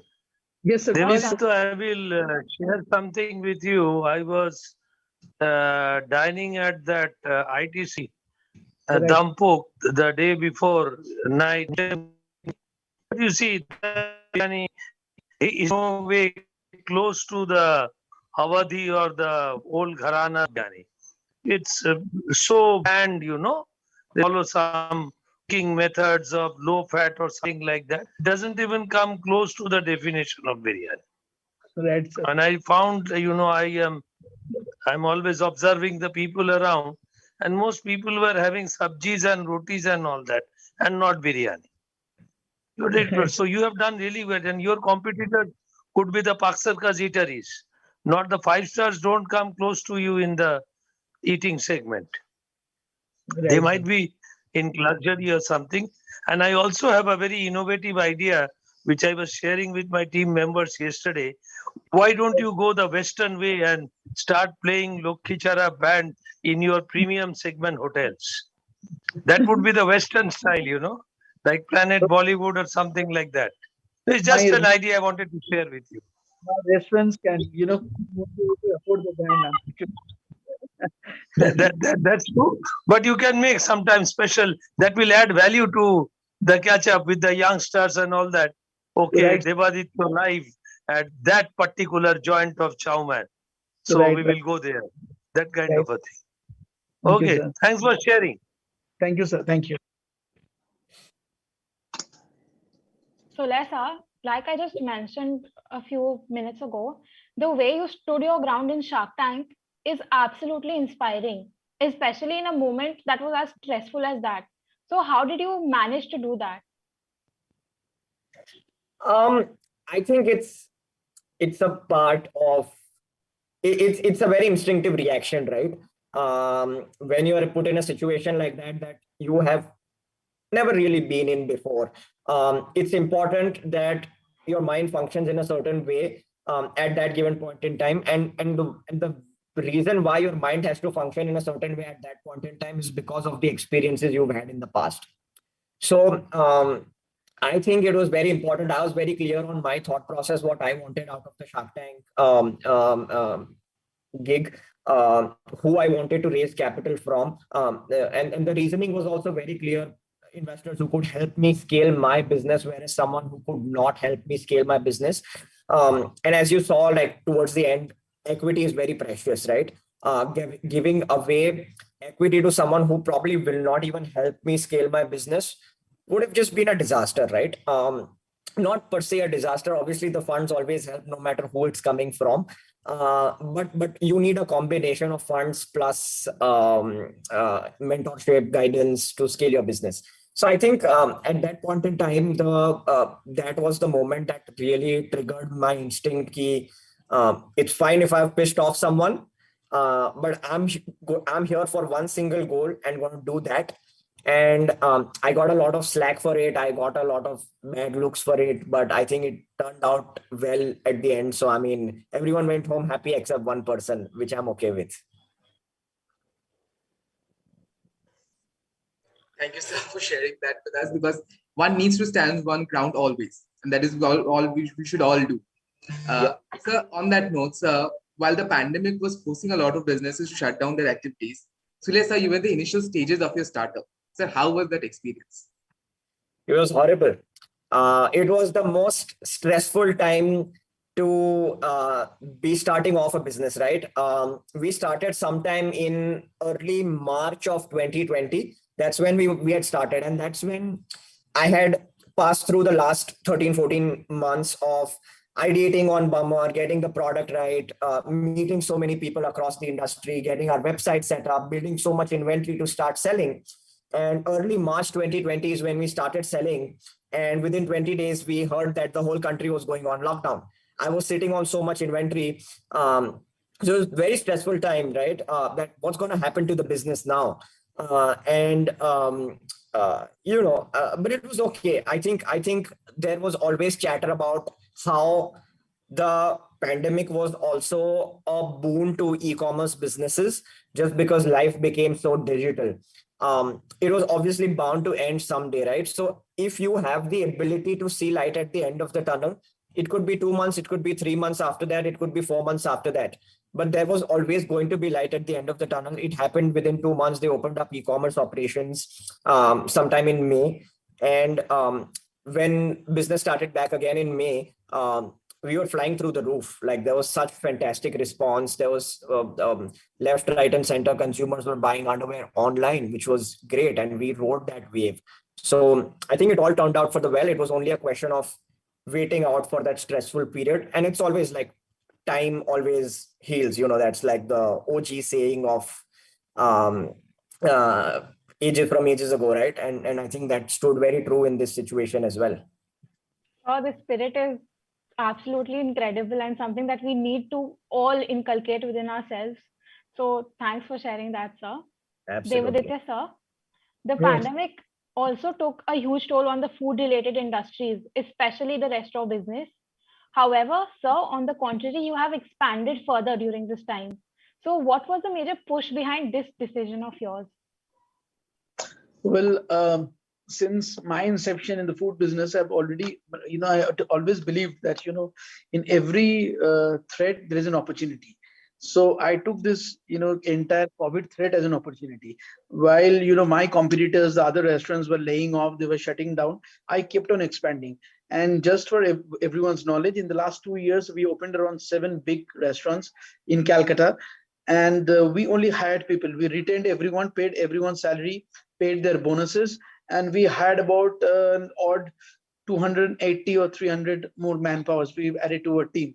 So what I did was that, during this pandemic, what happened that people, stopped their dining, service. I mean, the restaurants stopped their dining service and people were not going out to eat and the restaurants were shut down.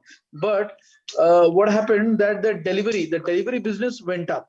The delivery business went up immensely as people were ordering home, and we were spending a lot on marketing.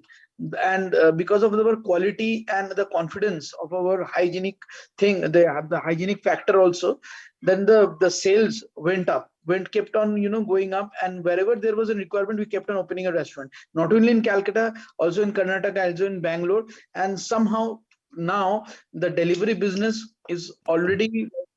We have already picked up the delivery business, which has gone up to the next level, and the dining has also started now. So the entire turnover has increased after the pandemic for us, because that added delivery business which we got from during the pandemic, and now when we are getting the footfalls in the restaurants also, it just added to our turnover. So I thought that this is the time we should keep doing marketing when everyone has stopped marketing. They were not doing any advertisement, they were not doing anything. I don't know whether you guys are aware that the entire city of Calcutta was flooded with our hoardings all over the Calcutta, with Chowman app, or the app, everything. Or we had spent the highest in advertising in the last 2 years. Thank you, sir, for telling us about. You turned the threat into a challenge and opportunity. Yes, sir, absolutely. And the way you have looked after your manpower, I think I have to call you for a next HR class to cite an example. No, just for, since we're discussing about this manpower in all Absolutely. the economic times and all the forums, our company has been presented as a case study that we have not laid off a single manpower. We have a pretty big team. We hire about more than 1,500 people, and none of them, never, even from day one, we never deducted any salaries, paid full bonus, everything, because we were very confident about the product. And because for us, the team was everything. The team is everything. If the team is strong, that I was very sure and confident that we will definitely overcome these situations. So we kept on doing it. No, absolutely. Great example. Thank you, sir. Thank you. Difficult times are really what challenges us, and both of you have shown how we should face them, only head on and power through. Sir, I would like to ask both of you that we have talked about the different aspects of a business, the idea, funding, how to tackle challenges, but how did both of you find those right contacts and the support system to enhance your startup plan? So Desa, if you could kindly start. Yeah, I mean, I think getting yourself out there, right? At one point in time, it's so important that you are talking to anyone and everyone who can validate a business for you, right? especially when you are entering into a niche where there is little to no availability of resources in terms of who's going to validate your idea, who's going to validate your business, who's going to expand the knowledge pool for you. So I think LinkedIn has been an excellent tool for me. I am pretty active connecting with industry people, connecting with like-minded people to just understand thoughts on what we are building, right? And beyond that, I think from a consumer point of view also, I am still in touch with the first 200, 300, 400 customers that Bummer has had. They always reach out whenever we launch a new product. They reach out to me, and I'm always happy to talk to them, always happy to help them. So I think these are also network connects, and these people now help us build the foundation for the next product that we're going to launch. So because I'm in touch with them, I'm going to launch something beyond underwear. We recently launched our loungewear category for Bummer as well. These are the same 300, 400 people that we immediately reached out to and said, this is what we are launching. Do you think it makes sense? Would you buy it at this price point? Would you do this for us? That feedback, and now this helps translate into a network also for you, because these people have so many other services, so many other insights for you that will help your business. So there are two angles to it, where ideally always talking to your customers and building a network with them makes a lot of sense. Plus always talking to friends. The first thing you meet a new person, the immediate conversation is, hey, I'm doing this with my life. What do you think? How does it make sense? And that always sparks a conversation. And who knows what help or what kind of mentality that person may bring to your business that you may have never even imagined. So if you're doing this, then ideally take breaks, but 24/7, this has to be on your mind at least, so that this conversation, if you are at a party, you are at a gathering, at least you're meeting someone new, then building that network from there on, just by having a spark of a conversation, makes a lot of sense. I've met so many new people just by virtue of doing this. Very true, sir. Building that relationship and honoring them time and time again is what makes the customer feel so special. Absolutely. So, Devaditya sir, since you have also been so successful, sir, how did you go about finding those, how to contacts to enhance your style? Well, in my case, it was pretty different because it started with my band, and I started my business. I mean, the first Showman opened in 2010, but I am performing since 1999. So in this 11 years of my, with my association with my band Lokhichara. So as I said, all the media people, everyone, all the celebrities, everyone were friends. Like we have been, we have been co-workers working in different television shows. And also when I opened my first restaurant, the only thing initially I had problem to gather some fund, which I had to, borrow from few friends. Some I could save and start the first venture. But the media for the media, they supported me a lot. And the news, I still remember in Calcutta Times, it was a front page news saying that, Devaditya opens its first restaurant from music to food. That was the headlines, from music to food. M to F, that was the headlines in Calcutta Times. So I got the support. But for all the newcomers, I would say that you just have to go out there and see, and you have to be street smart. That's it. You have to be smart enough to identify what you need from whom you need what. So if you have that clarity in mind, and I'm sure you'll get the right contacts. Thank you for sharing that, sir. That was very thought-provoking. Our next question again is to both of you. Living in the digital age, I am sure that we all agree that this era poses numerous risks for businesses. So could you highlight one such risk and how you overcame it? Devaditya sir, do you mind starting? Well, of course, there are very plus and minuses of digital age. For example, this mobile phone. After this popularity of this, smartphones, many companies have totally, gone out of business, like calculator companies, like a torch company, like an alarm clock company, because everything is now in a phone. For our business, these aggregators like a Swiggy and Zomato. Before 10 years, there was no Swiggy, there was no Zomato. People used to call us in the landline and used to order food. Now everyone has gone to this app. So we definitely, the number of orders, the volume of orders, the volume of business have increased immensely, but we are definitely dependent on these aggregators. So what we have done is that we have launched our own app 4 years back. So now in this app, the way we have promoted it and the way we have done various tie-ups, so even if there is no Swiggy or no Zomato tomorrow, we don't mind, because we have the best app in town. It's not in town, in India we have the, you know, one of the fastest and the best app which have been developed by the same company which has developed all these, you know, big apps, and we had invested a lot. So when I was doing it, all my friends, all my, you know, all my friends in business, my other members in my business, they were discouraging me. Why are you spending so much on this app? I said this is the thing that we should do right now, because in 4 or 5 years Swiggy and Zomato is going to take away all the business. That is good, we are with Swiggy and Zomato and we want to be there with them. But suppose tomorrow we, you know, get up in the morning and we see there are no aggregators, no Swiggy, no Zomato, no Uber Eats. What do? The customers are still there because they want to have our food. They want to have a hot food or a chow mein food. How do they reach us? So you have this app ready. So this is what I've done, you know, thinking about the future of this, you know, new age thing. Again, so a very insightful answer. I think that, again, you stood your ground that you needed this app and you did it. So that is absolutely incredible. So Lesa, what about you? What is like the biggest risk in your business? To be very honest with you, for us, since we are a purely 100% digital brand, there's obviously with Bummer, we are not present across any offline channels at the moment. We are a 2-year-old brand, 2.5 years probably, but yeah.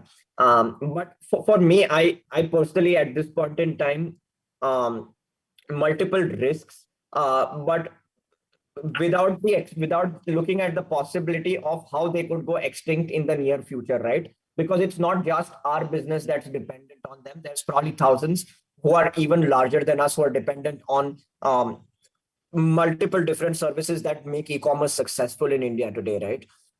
It's either someone who's hosting your website, your shipping aggregators who are fulfilling the orders for you, your softwares that are managing your inventory, your accounting, etc., etc. So for us, I think, and especially in an industry like underwear, right? We are pro-digital.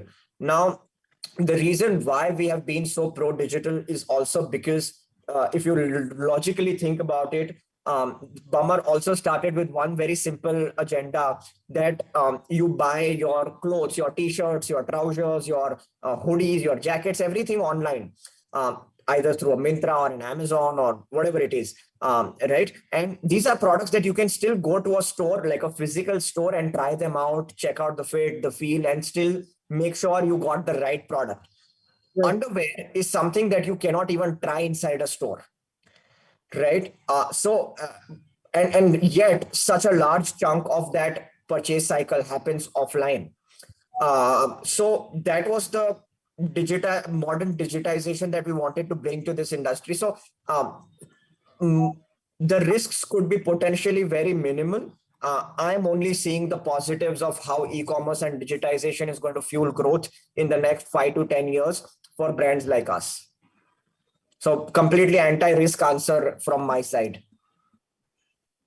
Thank you to both of you for taking us through the journey of building great businesses and for teaching us what actually makes those businesses great. But we are not done.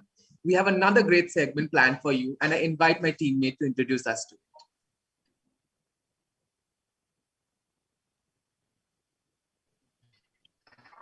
That was actually quite an insightful session.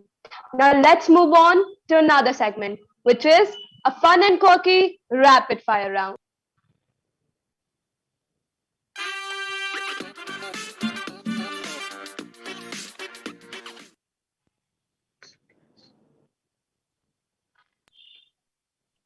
The rules are simple. There are 4 questions for each one of you. The answers are supposed to be short, quick, crispy, and full of fire. So are you guys ready to smash bummers with Chow Man?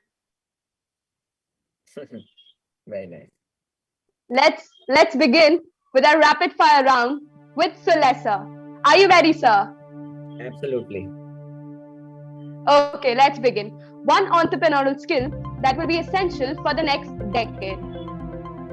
Perseverance.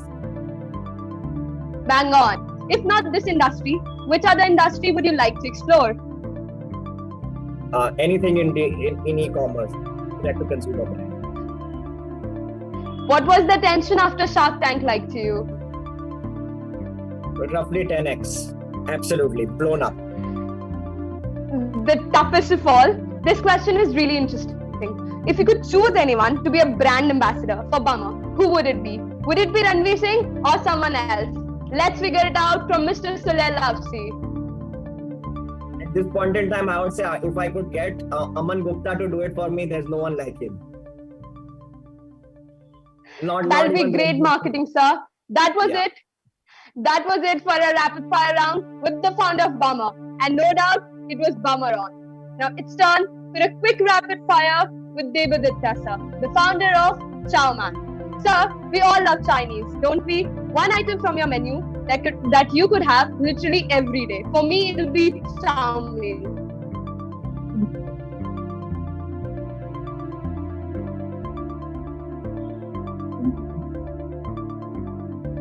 Sorry, sir, can you repeat the answer?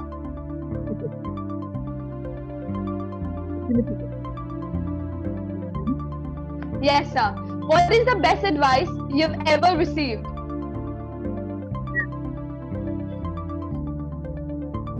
I believe Devaditya sir is not audible properly.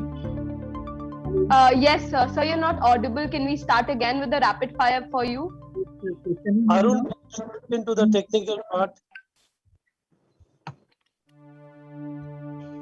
Arun, can you just stop the music for a sec? We need to check whether Devaditya sir, whether we can hear him or not. Sir, can you try speaking once? Hello, hello. Yes, Yes, sir. sir. Yes, sir. You're audible now. Arun, you can play the BG music. So now it's turn for a rapid fire round with Devadatta, sir, the founder of Chow Man. We all love Chinese, don't we? So one item from your menu you could have literally every day.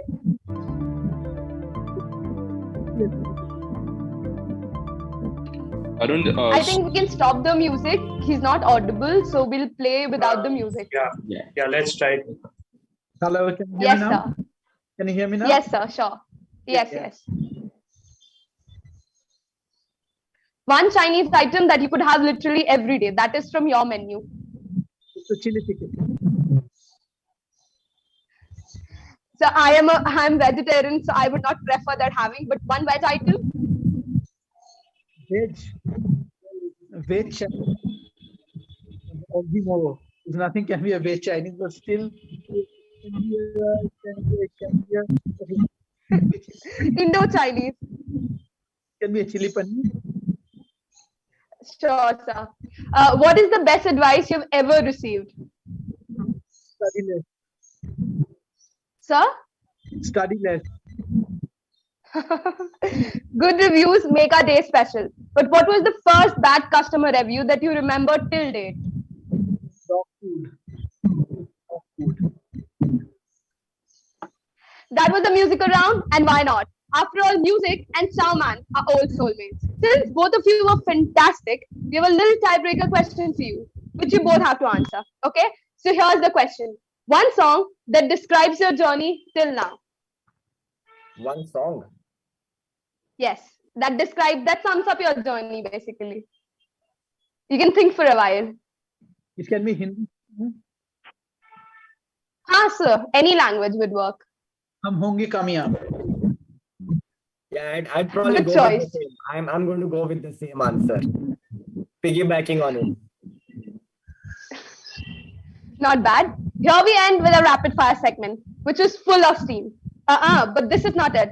I would like to request the audience to select the questions that have been collected from the registration forms through the polls that will be conducted now and be live for 15 seconds. Or you can send in the question to the Hult Prize SXC admin. Every poll will be live for 15 seconds. So hurry up, guys. Fill the polls.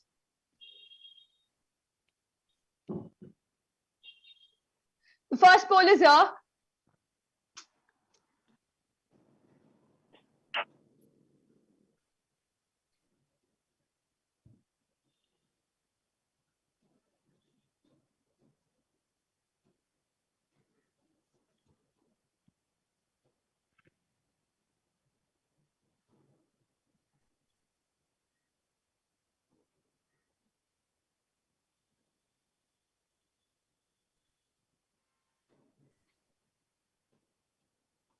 I guess this is the question for both of you. So anyone can go first. I'll repeat the question.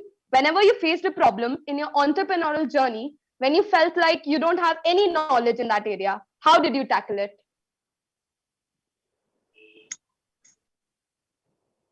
I think Debaditya sir, if you want to go.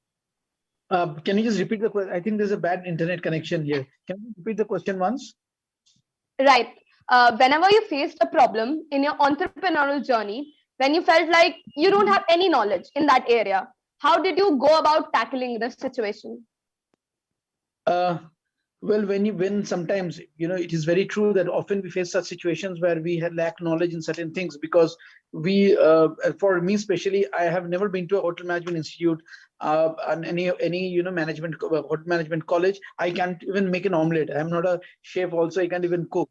So there are certain times that there are some few questions or few situations where I am clueless. So that time, sarcastically, I pretend to be very confident and and behave in a way that I know everything. And then, I just go to mobile in the Google and try and see what best solution I can get from that, and, try and say and come forward very confidently.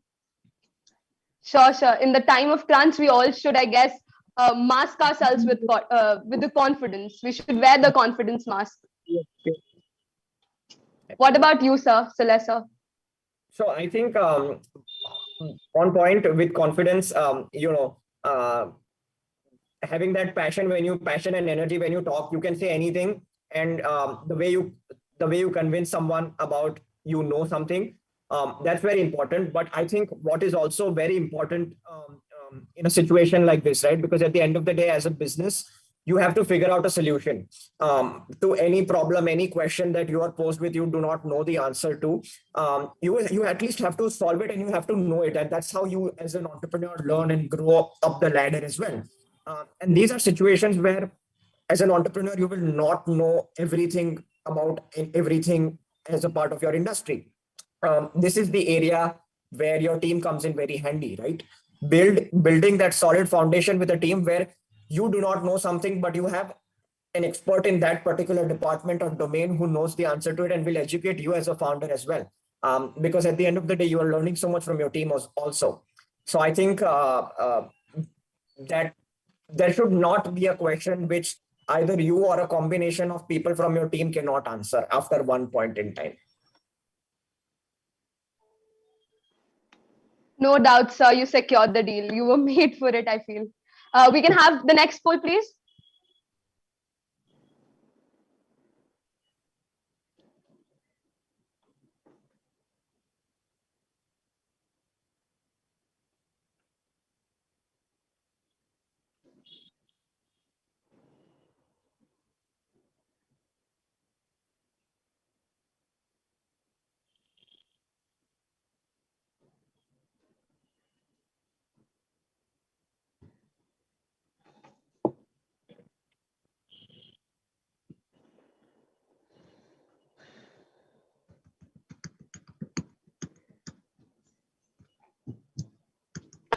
So the question is how to deal with criticism from investors.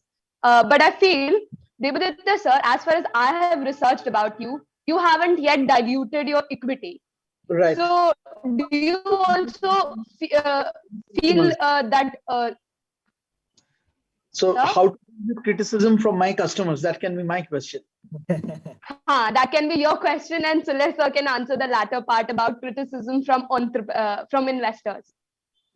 Well, for me, I deal every criticism as a challenge, and I try to reach out to all the customers. Like, we have a backend team where every day we get about 10 to 20,000 orders every day from all across the country. So if there is a single complaint, also if there is a criticism about the food, about the quality, about the quantity, we reach out to them, try and solve every bit of it.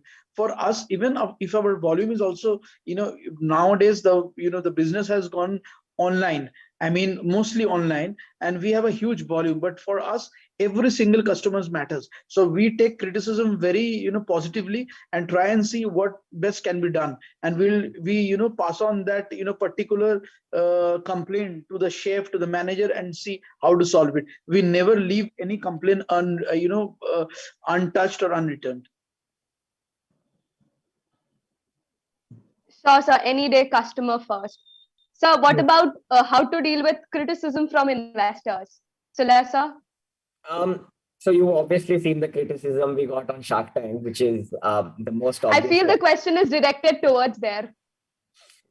Yeah, so I mean, I would not consider that as criticism at this point in time. I mean, that's something which is already out there in the open. Everyone has seen that.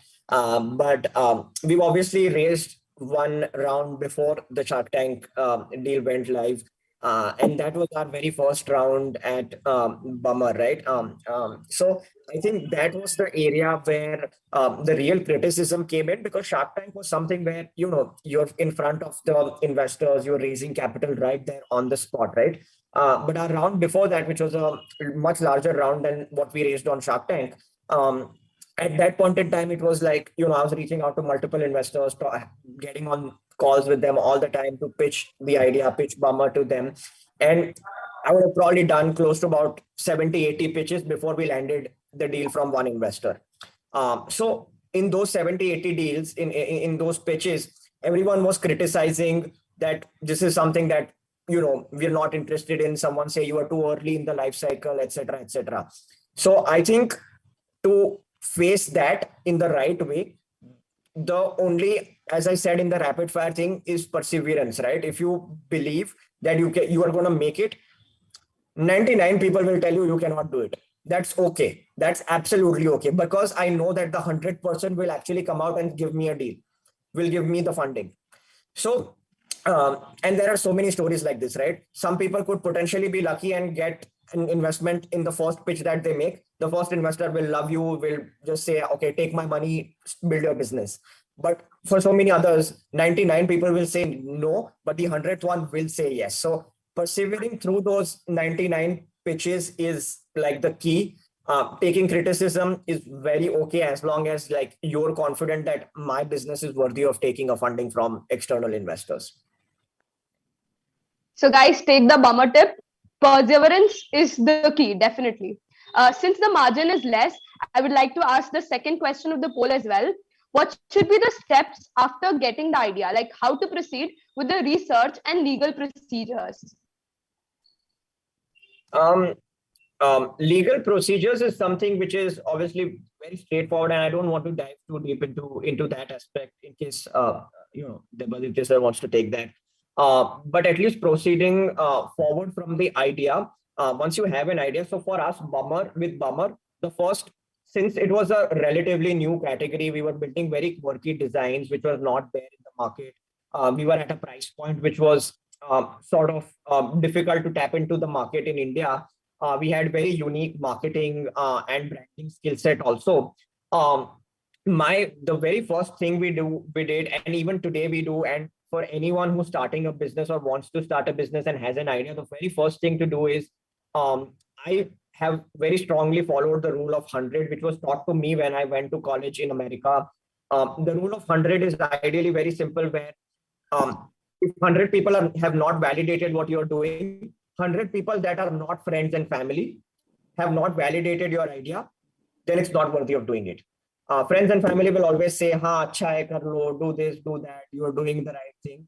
But unknown people, build surveys, talk to people on LinkedIn, talk to friends of friends of friends, talk to friends of your families. And very simple, I'm doing this. This is the product. This is how we are different. This is the price point we will be selling the product at. Would you go out and buy it? Would you be interested? If the answers to these questions solve a larger problem and 100 people validate and say that this is a good thing to do, then that's when you validated the idea and you move on to the next steps of actually physically going out and building your business. So, sure, sir. First step after idea. Yes, sir. Can we have the next poll, please? Guys, the poll is up here. Do vote.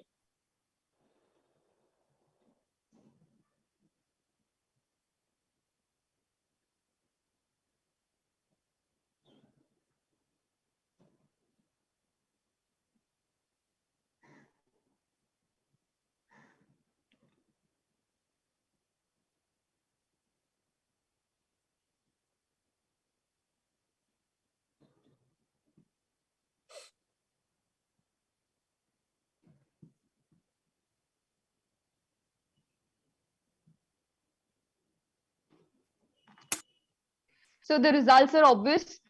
People want to ask Sulesa that how is it like working with the sharks? It's fantastic. I think Aman is a brilliant guy, and you primarily use them for the network. They don't give you too much time. They don't, it's not like you're going to talk to them every day, but with at least with Aman, I end up talking to him almost once every 2-3 days. There's a random conversation. Kya chal raha hai? Kya ho raha hai life mein? What's happening? How's the business shaping up? Even that 5-10 minute call with them is life changing, right? Because they can share advice that can immediately impact such a large aspect of your business. And more than that, and more than the money, it's their network. Tomorrow, if I tell Aman that I want to get somewhere, I want to enter the Dubai market, I want to do something new with the business, I want to speak to the CEO of Myntra or Amazon, it's an immediate contact he can get for us. So their network is very, very important. I feel Aman sir always prefer young entrepreneurs as far as I have observed him from the Shark Tank episodes. Absolutely. Right. Can we move on to the next poll?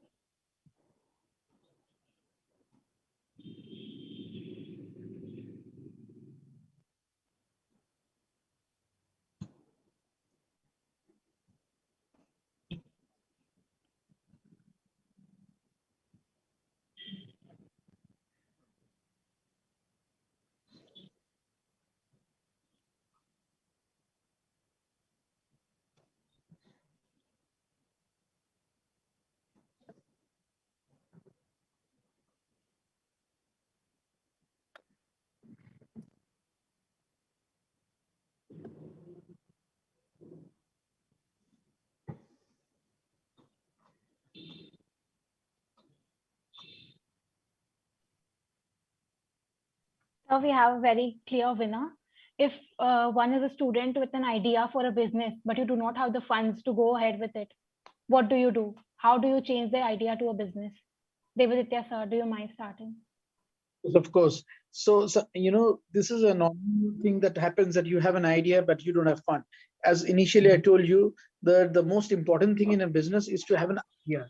For any business to grow and a new business to start, so the idea is very important. But along with the idea, you have to have actionable points. You have to have a business point also. A business plan also, which is like a financial business plan, where you have a proper mechanism. A proper ROI model, which you can present to your investors, and then slowly, I'm sure someone or the other who are waiting for such ideas and such investment plans where they can see a proper ROI, they will definitely invest in your business. But along with an idea, you must have an proper business plan, absolutely, which should be clear and very tangible, plan.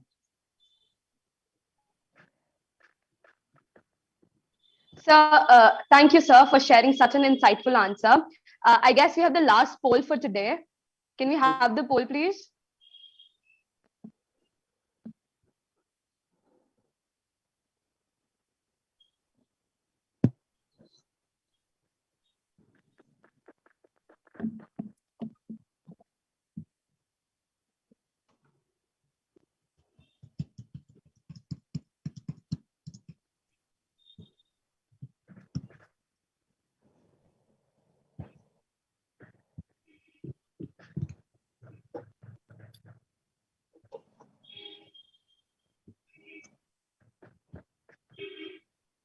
Sir, this is a direct question from Deviditya sir.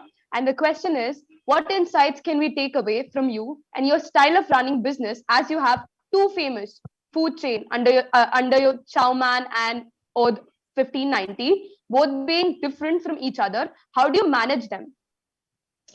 Well, firstly, I would like to tell you that for any business, I feel, this is absolutely my opinion, there are three things that you need to do. First of all, you have to have a passion and knowledge for the business that you're doing, the idea that you have, which I think I have for both my brands and all my brands.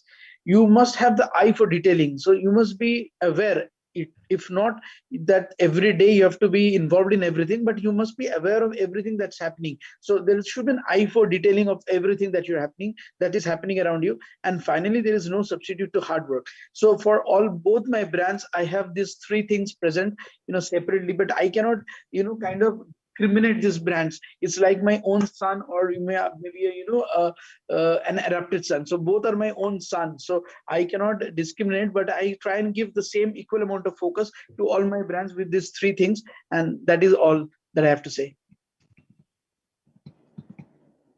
Thank you so much, sir. Sir, from the previous poll, we had a question for Sulay, sir. I would like to put it forward. As a student with no substantial funds, if one has a startup idea, what is the very next step one should take to change the idea to an actual business? I think the inability to have funds of your own to start a business is no reason to not start a business. There are multiple success stories in front of us where founders, entrepreneurs, businessmen have started businesses with absolutely no money in the bank, or even little money in the bank, and put down so much of their life savings, put down whatnot to start a business. So I think it's not a question of not having the funds. It's about how passionate are you.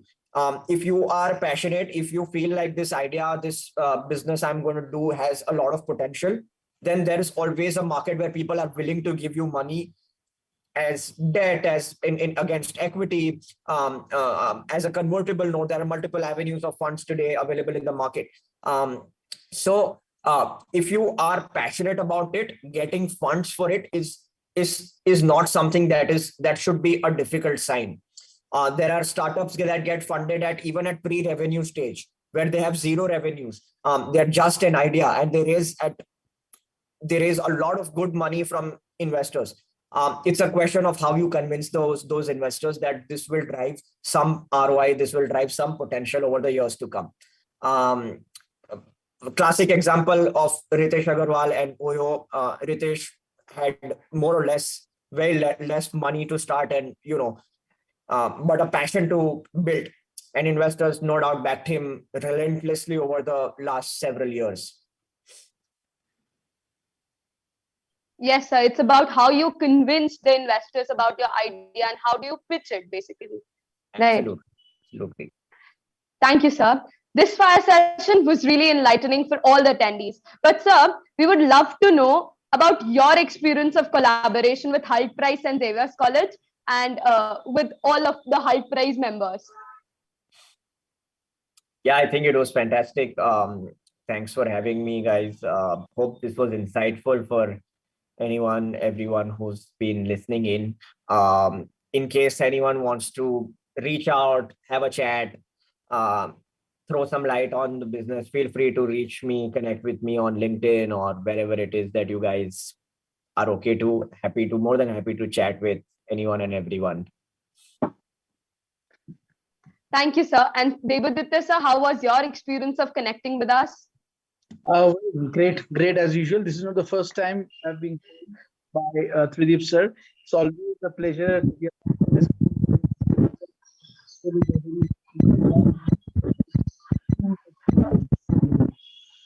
It's my. I'm ready to extend all for any surveillance. It's my pleasure to connect with my old boys who have done extremely well. And it is also my vision of bringing such enigmatic youngsters who have done so well in life and to connect with my Xaverian crowd, This is the difference of not calling a Narayan Murthy or Ratan Tata or calling a Debaditya or Mr. Sule here, because they are open for connectivity and interact with the students in the future. They are not that high-flung, very old-fashioned business people and professionals who are away from the public eyes most of the time. Thank you so much. We'll keep connected. We'll be in touch, sir. Thank you, sir, for this enriching experience I would like to thank you for taking out time from your busy schedule. We'd love to connect with you again in our future events as well. Thank you and best wishes from St. Xavier's College, Kolkata, Sudip sir, and members of Hult Prize SXC. Thank you very much. Thank you very much. Guys, everyone, thank you. Thanks, bye. Thank you, sir. Thank you. Guys, we'll have quiz in a while, so stay tuned for the quiz and you will get exciting prizes.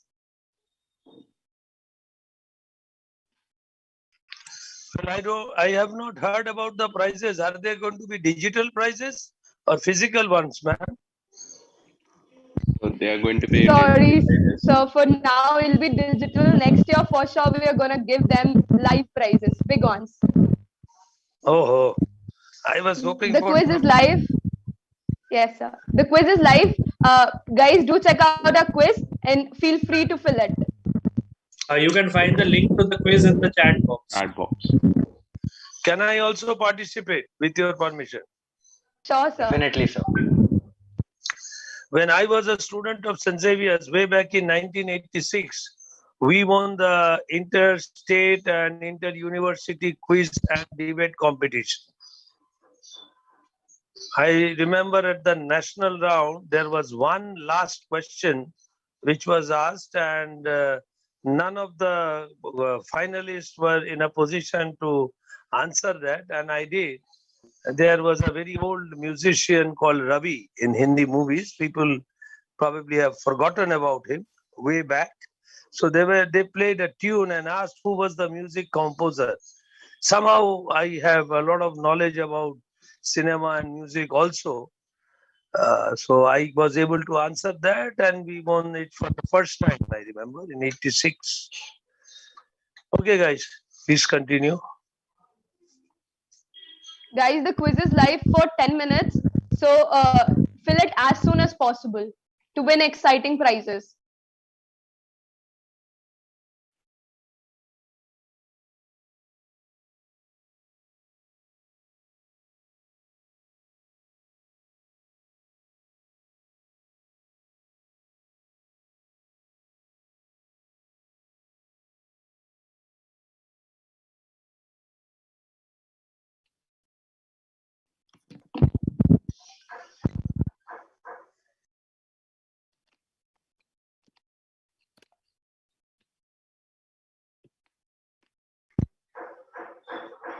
Aryan, you are putting the questions in the chat box.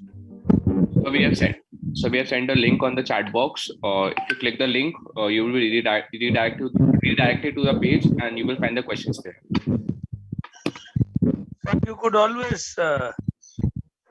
spell out the questions to make it more live, and the answers can come in the chat box or the link what you have given, just to make it more, visible and transparent. Probably it's an idea, and see if you can work it out. Sure, sir. You can send a question to one of the MCs or yourself or also they can actually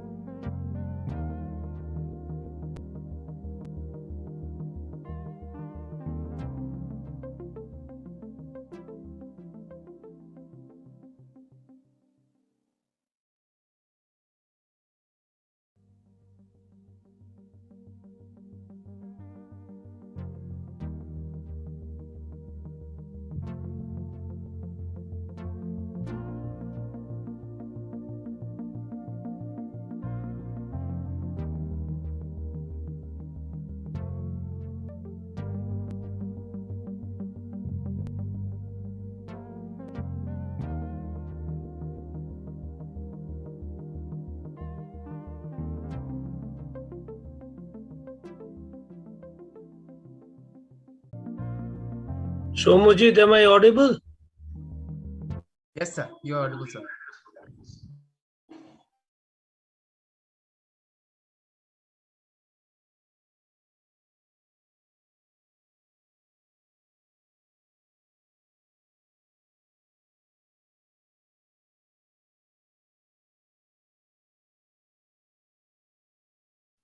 Guys, please wait for 5 more minutes. The session will start at 2 p.m. sharp.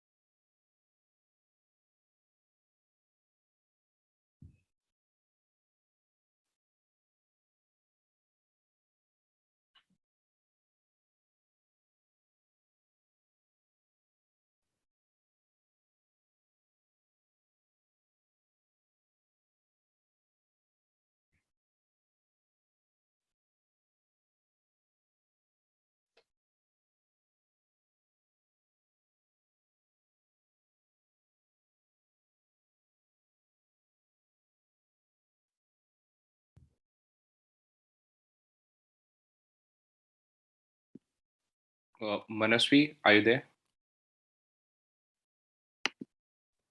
Before we start, Manasvi, I would like to personally welcome Dr. Shonok Roy and congratulate him. He has joined the unique faculty group of PhD scholars in St. Xavier's. He was our own student, and we are very proud to have him here this afternoon addressing our team members and the audience. Welcome to the Hult Prize team event, Dr. Shonok Roy. Thank you, sir. Thank you. Obliged. Thank you so much. You can stand, Manj.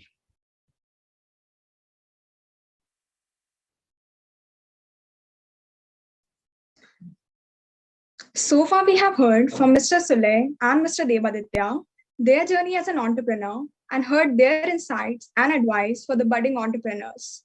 The key part to this is also the pitch deck, to be able to pitch your idea or company to the audience and to the investors. To guide us with the same, we have Professor Dr. Shaunak Roy. Dr. Shaunak Roy, presently engaged as an assistant professor of Department of Commerce and Management at St. Xavier's College Autonomous Kolkata, is an avid reader, writer, and philosopher, and has been awarded with his PhD in Commerce from the University of Calcutta in 2021. He is the recipient of the Father Paul Joris S.J. Gold Medal Award in 2016 by St. Xavier's College and Best Researcher Award by the Elite Members Group SSM Trust India. Dr. Roy has published in index journals of national and international repute, co-authored a book, and roped in as a management expert at BBN Times, a UK-based media tech company. He has also served as a corporate trainer for reputed organizations. Welcome, sir. Thank you so much, Manaswi, for that wonderful introduction. So welcome. I want to welcome everybody and thank everybody for being present here. And thank you very much for having spent your valuable time listening to me on a Sunday afternoon. I know how difficult it must be on a weekend listening in for some technical sessions or some technical discussions. So thank you very much. So the topic that was allotted to me, or that was that was asked of me to present, was how to pitch a big business model canvas, or how to pitch a a kind of a plan ahead in front of investors, a pitch deck, and how to develop that business plan or the business model canvas to be precise. So to be very honest, although it should have been great if it would have been a full-fledged session with a couple of hours, it would have been a full-fledged workshop. But in 45 minutes, you have to squeeze the whole thing. It's not a problem because I've been told, quite some time back that you have to pitch your presentations in front of the investors or in front of the jury within a couple of minutes, or maybe 4 or 5 minutes, which is very, quite tough, which is definitely a very tough job to, do. I'll try my level best to ensure whatever little knowledge that I have, I can share with you, and we can all have a fruitful discussion and learning experience out of this. So just for the benefit of everybody, I'll just like to share this screen, a small presentation, although I'll not depend much on it. I'm just sharing the screen. I'll request you to please let me know if the screen is visible. That will be great for me.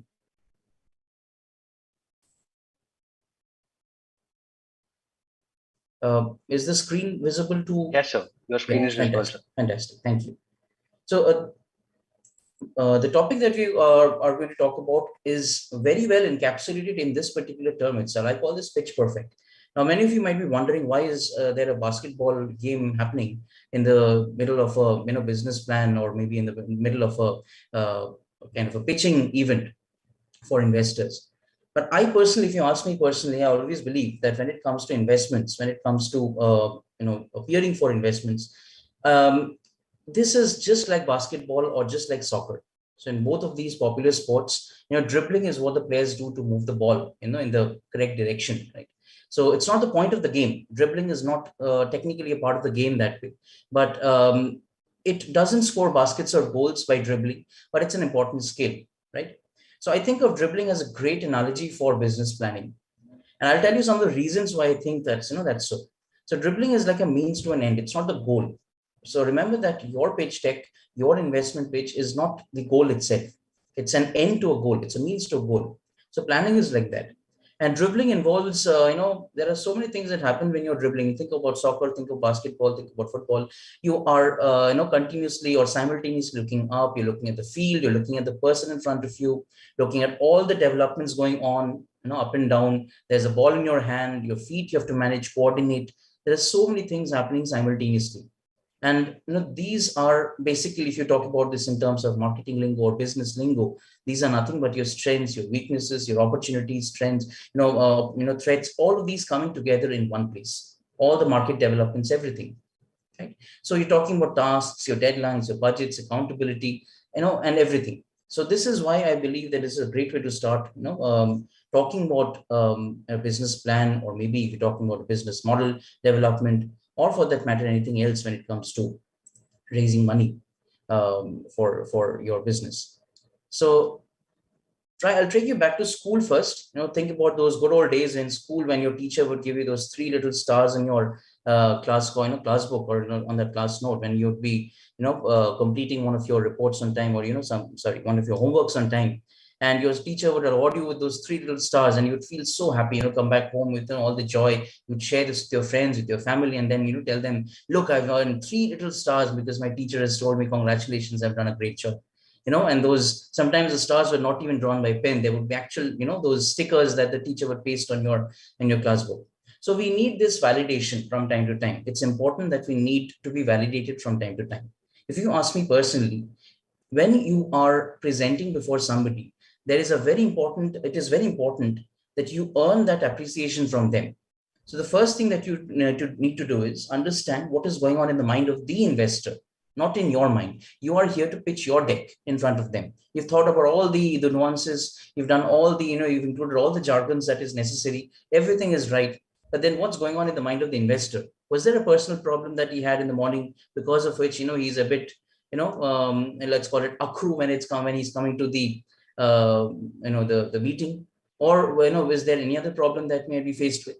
So there may be so many things that, that the investor might be thinking about. So it's important to get this kind of validation first, which I think is a very important aspect of it. Now, when it comes to business models, when it comes to business plans, when it comes to idea decks and pitch desks and the elevator pitch and whatever you call it, there are so many terms. I personally feel there are a lot of jargons floating around in this space, which are probably not required. It's important to keep things simple. It's very, very important. This is how the idea for Groupon was born, on a napkin, on a piece of paper. And look at the kind of a business model that you can do. If you talk about it that way, this is also a business model. And the idea is very simple. There's this point, and there's the need to get some bunch of money, and you want to scale exponentially. You want to have exponential growth. So Andrew Mason, founder of Groupon, keeps it very simple, and he tells us the importance of living a simple life when it comes to entrepreneurship. Do not be overzealous, over ambitious when you're trying to pitch before the investors. You're adding too many technical terms or jargons, which might make it a little bit redundant. So it's important to keep things simple in a very complex world that we live in today. We need to crave, we crave for that simplicity. That's very important. So I'll keep three things in this discussion today, because this is not a workshop. So since it's just a one-on-one discussion that we're going to have, I'm going to keep things simple, and we're going to talk about three important things, which I believe is definitely going to help you in your presentations, in your designing of the business model, or anything else. There are three things. The first one is something that I was not asked to do, but I think is something very important today, that is called design thinking. So it's something that is becoming much of a buzzword nowadays. And there are lots and lots of courses. There are lots and lots of programs on design thinking. Some of the top programs include the ones at MIT, Sloan, and they offer some of the best design thinking programs. And it's a way of thinking. It's not a technology. It's not a subject. It's not a domain. It's not anything else, but it's just a way of thinking. That's design thinking. We'll come back to that. There's business model canvas, which we'll talk about, but we'll not talk about the traditional one. We're not here to discuss traditional stuff. We're here to talk about how to upgrade. So we'll talk about lean systems, agile systems today. We'll talk about the lean business model. And the final part is a detailed pitch deck, which we'll talk about, but I'll try and summarize it as much as we can. So that's how you can get this strategy right. So Albert Einstein had once said, and like I always like to start with this particular quote, if I had an hour to solve a problem, I'd spend 55 minutes thinking about the problem and 5 minutes thinking about solutions. So first, define the problem. I think many of the startups today, whether it be, the ones that have been featured on Shark Tank, you guys have just seen one, right before this session, and the other startups, and other, investors, the entrepreneurs over there in this particular space, they spend a lot of time discussing about solutions. What is the urgency to think about a solution first? What is going to be the problem? If you think about the problem first, so spend a lot of time defining the ambits of the problem, the parameters of the problem. So this is where design thinking comes in. And I'm going to summarize it and encapsulate it in 6 simple stages so that you understand what this is all about. Design thinking, like I said, is not really a technology. It's not really a subject. It's something that can best reflect a way of thought, line of thinking. So design thinking is basically human-centered thinking, the human-centered field of thought. And there are several factors that revolve around it.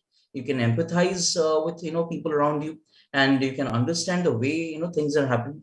There was this hospital, somewhere in the US, that was when people are going to a hospital, there are 2 kinds of surgery or 2 kinds of operations that happen.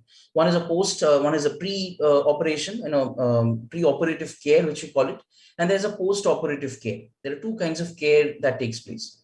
Now, the managers in that hospital suddenly noticed that people are coming to the hospital with because it's a very popular hospital and everybody's coming in there, and then they're getting operated. They're all, in a spick and span, everything is fine, but they're staying back in the hospital for such a long duration. So if the hospital, if they come into the hospital today and the operation is tomorrow, and they spend 1 more month after that in the hospital. So they realize, this is a huge, operational cost for the hospital because they're spending a lot of money. And they got in a lot of, consultants and business modeling experts and, all these, financial experts and everybody, marketing giants, to help solve the problem. Ultimately, it helped, it took the help.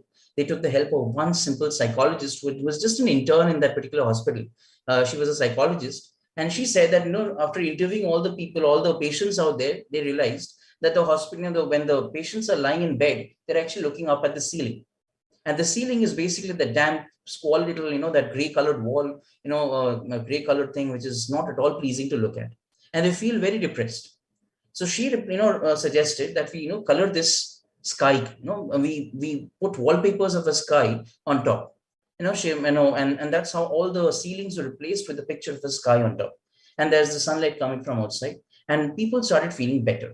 And it was soon realized that this post-operative care time that took more than, let's say, around 30 days was taking gradually, it started taking 20 days, and then 15 days, and then 10 days. And this is how it reduced. Design thinking. It did not take any consultant, management consultant. It did not take any financial expert. It did not take any marketing guru. It took one help of a psychologist who probably wasn't even related to this directly. So this is the importance of the magic of design thinking. It's human-centered thinking. And this is the reason we are talking about six simple stages, how we can understand how to actualize this. The very first step is what you would call understanding. You can see in the particular, screen that the first screen is blank. I've not named any of them because I'll tell you what they are. The first screen is blank and the others have pictures and, videos or whatever embedded in them. So the first one is to understand. And like I said, spend 55 minutes defining the problem and then 5 minutes on the solution. So the problem is, if it is blank, there can be so many aspects that you can keep thinking about. So try to think about all the entire landscape. Try to think about all the stakeholders, all the opportunities available to you. So this is the first step in design thinking, right? So you need to understand your stakeholders, your elevator pitch. If it comes in, it will come in over here. This is where you need to understand what exactly is my company trying to solve. The problem, what is the problem that my business is trying to solve? That's stage number one in design thinking. Stage number two is what you'd call empathize. You can see there's a shoe or there's a person walking. I call this putting yourself in the shoes of that person and start walking like that. So it's important to observe in this stage. This is called the empathization, the empathy stage or the empathization stage. Understand, observe what the person is up to. Engage with that person, empathize with them, not just one person, with a group of people. All right. So understand their experiences and motivations. So this is what you need to do. Through an empathy map, you can understand what exactly are you supposed to do. I'll show you how exactly this can be done. Have a look at this. This is called an empathy map canvas. I'm not asking you to design this. This is more jargon than, adding to, jargons. But this is going to make your life so much simpler if you're able to pinpoint the problem straight away. This empathy map tells you, who are you empathizing with? In other words, is there a specific problem that you're solving? Who is the person or the stakeholder behind that problem? What do they need to do? Right? So this is the second question you're asking. Then, my apologies. Then what do they see? What do they say? What do they do? These are not, this is not rocket science. This is a very simple set of questions that you're asking. Who are you empathizing with? What do you need to do? What do you see? What do you say? What are the people doing? What are they hearing? So you're just trying to collect information as much as you can from all around you. And essentially, you're trying to answer the most important question, is the one that is central to your head. What do they think and feel? The pains and the gains. What are the advantages that you can get out of it? What are the gains that you're getting out of it? What are the things that you have to exert? The pains and the gains. This is called an empathy map canvas. I can assure you that if you first develop kind of a matrix like this, if you're able to first develop a canvas like this, half your problem is already solved. Because once you solve the problem, once you address the problem, a product is simply an answer to that. A product is not your answer to any problem. The problem needs to be, I want to rephrase what I've said. A product is not always the answer to a problem. It may be an answer to a problem, right? But do not always run after developing a product, which includes a service, which includes any other activity. It may be an idea, whatever it is. I call that as a product, right? But in other terms, We do not want them to involve, just think about, just the product or just the idea as such. We can want to think about the idea behind it. So that's the second one. That's a walking in the shoe part. I guess somebody's annotating on the screen.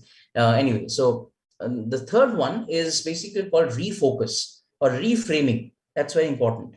You want to reframe whatever you've put together, whatever information you've gathered, you've collected. You want to empathize, in this empathy state, whatever you've gathered, you want to put it all together. So I call this a point of view statement. What is your point of view? What are you adding? So collect all the information, synthesize all the information so that you can define the core problem. Remember this one, there's a core problem and there are associated problems. Many a times we've seen many companies developing so many SKUs, there are bundles of products that they have. What is exactly their specialty? And you've seen the investors on Shark Tank as well asking one simple question: what is your core product? Why do they ask that? Because we want to know what is your area of specialization. Would you be willing to drop a few SKUs so that you can concentrate on some other ones? Why are you doing this at such a later stage when you can actually reframe at the design thinking stage itself, right? So there are many other things. You can talk about the third one, the fourth one, which is called ideation. So ideation is basically a creative process. This is where you are thinking about the worst possible ideas. You're trying to brainstorm. You're thinking about voting systems. You're thinking about gathering as much as information as possible, right? So in a judgment-free environment. So this is ideation. You then talk about prototyping. We talk about rapid prototyping. This is a very common word. So this is not a stage where you start designing a PowerPoint presentation. Not at all. This is not the place to do your PowerPoint presentations. This is a place to just think about the idea. PowerPoint presentations might just give you a rough template, but nothing more than that. This is as simple as a napkin plan that I showed you just a couple of minutes back, right? So it boils down to this. And finally, you have what is called test. It's very important to test it out, the last stage. So after you've prototyped it successfully, now you want to talk about things like, I like, I wish, what if, this happened, the feedback capture grid. So there's so many things you want to talk about. I wish this could have happened. You test it out. I wish this particular feature could have been added, right? There's a reason why an Amazon Alexa has been growing so much in importance today, across the world, because they keep on adding those subtle features along with it. There's a reason why products, become so successful via crowdsourcing, crowdfunding. There's this water bottle, I believe all of you use those, thermostat, water bottles, right? But at the end of the day, there's this company which has introduced a temperature controller at the bottom of it, where you can actually track the temperature using a mobile phone. And at the same time, you can regulate the temperature straight away without the use of any electricity, using batteries. So isn't that an innovation? Because, it's not always possible for me to keep the water inside a thermostat at the same temperature throughout a couple of days, for that matter.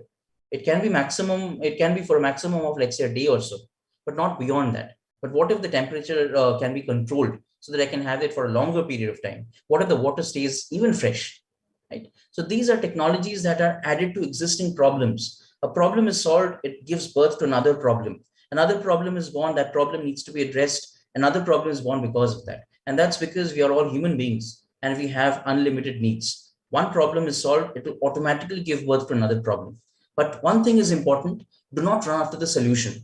Do not create a problem for do not create a problem for a product. Create a product for your problem. Many a times we find people creating products which are absolutely not required in this world. So you're creating a problem behind it. It's a back-end approach. You're starting from the back and then you're going back and you're trying to go in front once again. That's not really the best way of doing things. All right, so this is about design thinking. I believe if you're able to follow this one, design thinking paradigms, I think you can definitely ensure a lot of success when you're developing the pitch. This is called a lean business model canvas. I thought of sharing a few examples and showing a live version of how this might work out, but I'll just keep things simple because of the time frame, nothing else. There's something called a traditional business model canvas. You can just download one from the internet. There are many available online. These things are very much readily available these days. But a lean business model canvas is a little bit different from the traditional one. So here we are adding a few more things out here. You can see in a traditional one, we don't have things like unfair advantage or any of these things. Because if you're an entrepreneur, one of your most important tasks that you can perform is getting your idea out from your head and put it into a tangible format. It needs to be understood by people, right? So that you can communicate this with others. In the past, this basically meant, I've seen many people designing a very strong business plan, and this would typically take a lot of months. And it's I'm talking about a 45 page business plan. That is not what investors are here to, look at. I can tell you with a lot of confidence, with a lot of surety, that a business plan is something that investors want you to write, but they do not want to read it. I can say this with a lot of confidence. So today, if you think about it, you think about selling your skills in the market, you develop a resume. But have you heard of a 50-page resume? I don't think anybody, in the world would be willing to read a 50-page resume. We are interested in a 1-page resume. And nowadays, it's not even that 1 page, it's half a page, and coupled with a lot of other information that's available from your social media handles, right? So we want to crisp it out as much as possible.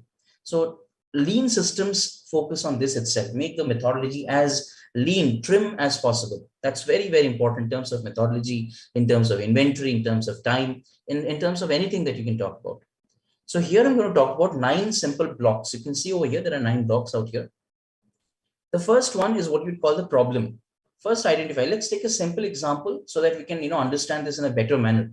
Let's take a simple example of a person who wants to sell lemonade. A 7-year-old girl wants to sell lemonade in the market. Right? Not in the market, my mistake. In front of the garage or in front of her house, for that matter. Right? So this girl wants to sell lemonade, and the first thing that she needs to do is identify her problems. Right?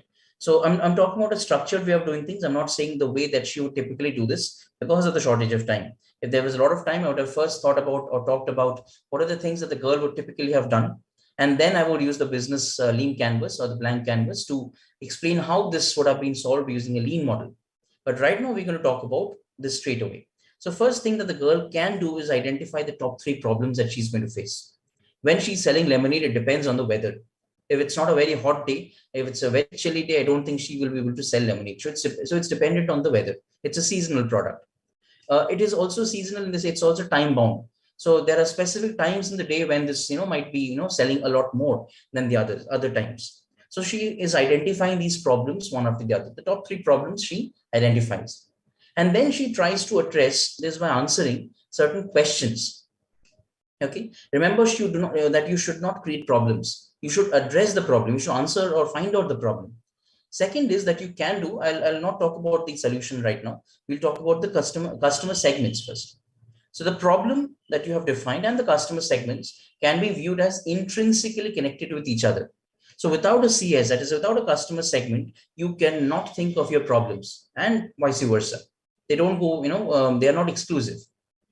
So based on this value, on this customer segment, you need to define your value propositions. These are called unique value propositions, UVPs.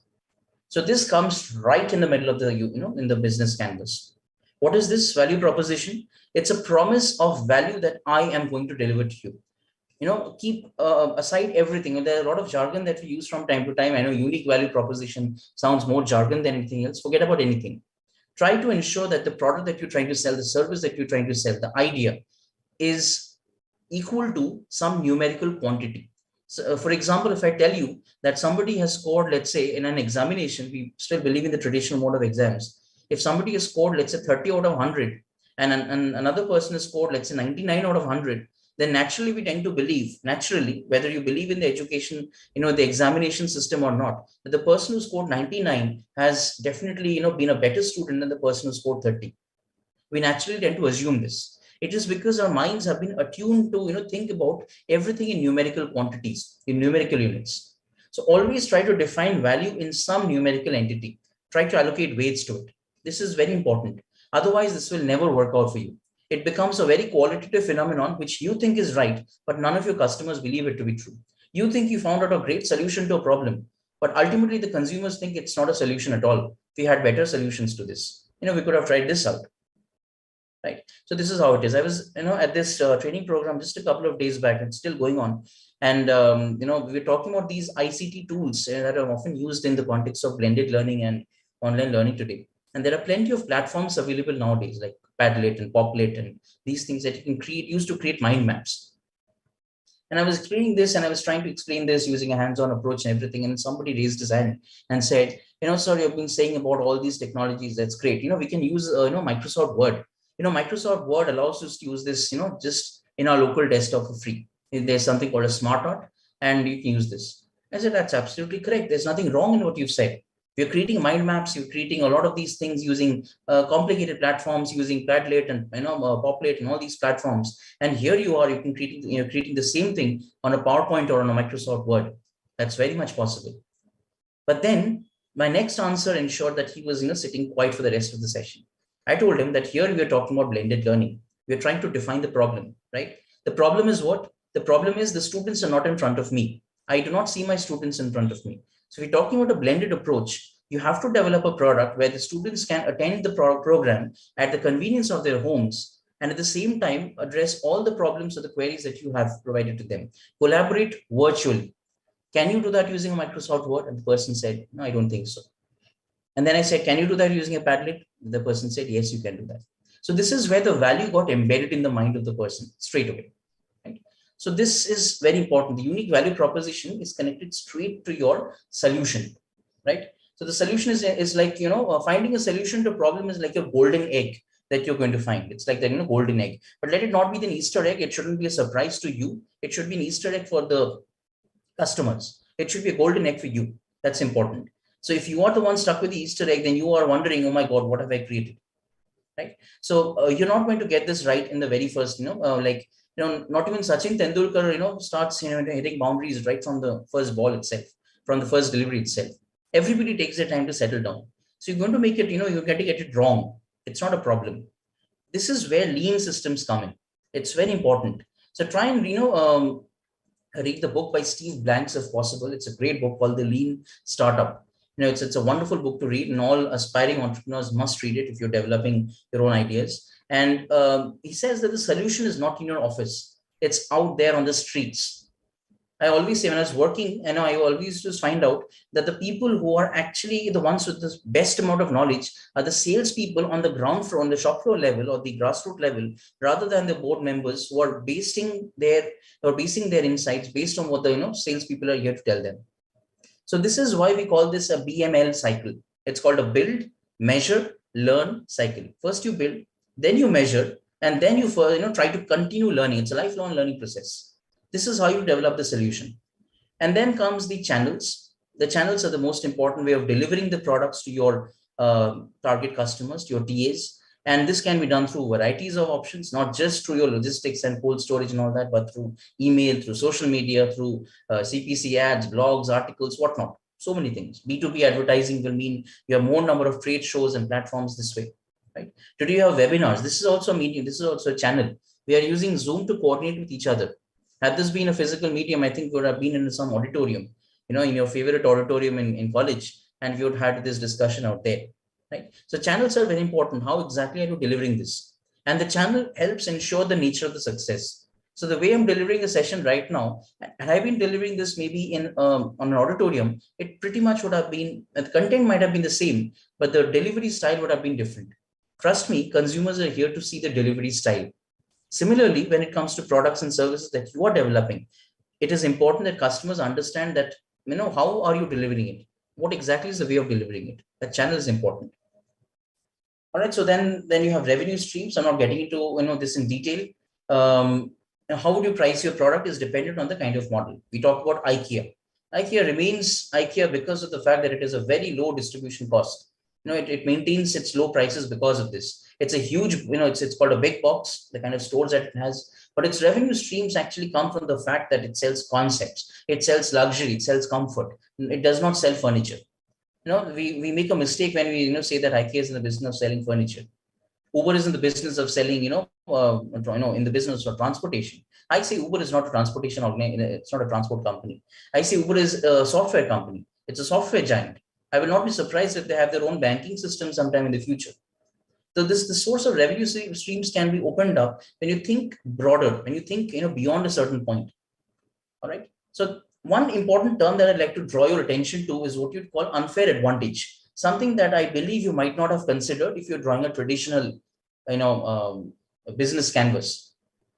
So in an unfair advantage, it's very important that this is the most difficult block to answer. By the way, it's actually the very most difficult block. However, do try to think of this as having an unfair advantage when it comes to seeking, let's say, partners, when it comes to seeking investors. So basically what it means is, the only real competitive advantage, then that is a points of difference for my company. How am I different from the others? The only real competitive advantage is that which cannot be copied, which cannot be purchased, which cannot be bought.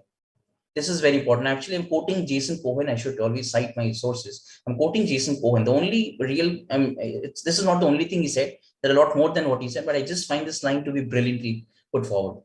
The only real competitive advantage is that which can never be copied, that can never be replicated, that can never be purchased. So unfair advantage can be something like, as simple as an insider information that you received from other competitors, or it can be something like a dream team that you've built, the best possible stuff, or getting the best possible endorsements for your brand, or having some existing customers who are so loyal that despite your mistakes, they're willing to oversee everything. So think about adding something like commitment and passion as an unfair advantage. These are things that are difficult to replicate. It sounds very cheesy, I know. When you're adding things like commitment and passion, how do I purchase your commitment? How do I see your commitment? But these help your, build your distinction in the market. It's very important. And that's why I always emphasize the importance of having a very strong mission and vision statement, a passion statement if possible, your core values. These, I think, help define or shape the nature of your business. And that is what differentiates, you see, over here, the product and the market separately. The revenue streams and fair advantages cater to the whole market as such. But your brand, your product focuses typically on these key matrices, your cost structure, your personal problems, personal to the brand that you have developed. Crucial points to think about. And, just a few things more regarding a pitch deck, which I've been asked to develop. This is not a training session. Had this been a training session, this would have been very different, different kind of an approach that we'd have followed. But I've just picked up a few random things, so that, we can have a nice little discussion based out of it. Since you are supposed to present your, put your pitch ahead in front of the jury or the experts in just a couple of minutes, in just 4 or 5 minutes, it's never an easy task. But the best pitches are those that are actually done within those 4 or 5 minutes. It's as simple as that. You think about all the successful businesses in the world, whether it be Airbnb, whether it be Uber, whether it be any startup that you can think of which is very popular, the basic business model remains the same. It's very simple. So do not think about building a pitch deck which is so complicated, filled with jargons, that it becomes impossible for people to understand in front of you. Trust me, you're not going to win the bet when you're doing that. So think of it like you're sharing a story with people. You've seen Shark Tank, you've seen how the successful ones have been able to narrate a beautiful little story in just a couple of minutes, 4 or 5 minutes. Those are also in a few minutes time, by the way, right? So never ever think of designing a huge pitch deck, which is, like massive. So first it starts with the story arc, which is like the arc basically gives you kind of a structure, right? And then comes the important plot points in the story. You think about a movie, you see a movie, and you see that there are several plot points. There are some highs, there are some lows, there's a climax, there's an anti-climax, and there's a sequel to that movie, which is a plot point for the future. There are so many things. So to just relate this to business, there are highs and lows in the business because of Russia and Ukraine. We are struggling here in India, right? So you think about, like we spoke about a sequel for a movie. You think about developing a product which acts like a sequel for the future. So people are looking forward to that particular product, plot points. You think about all the developments that can happen because of your product.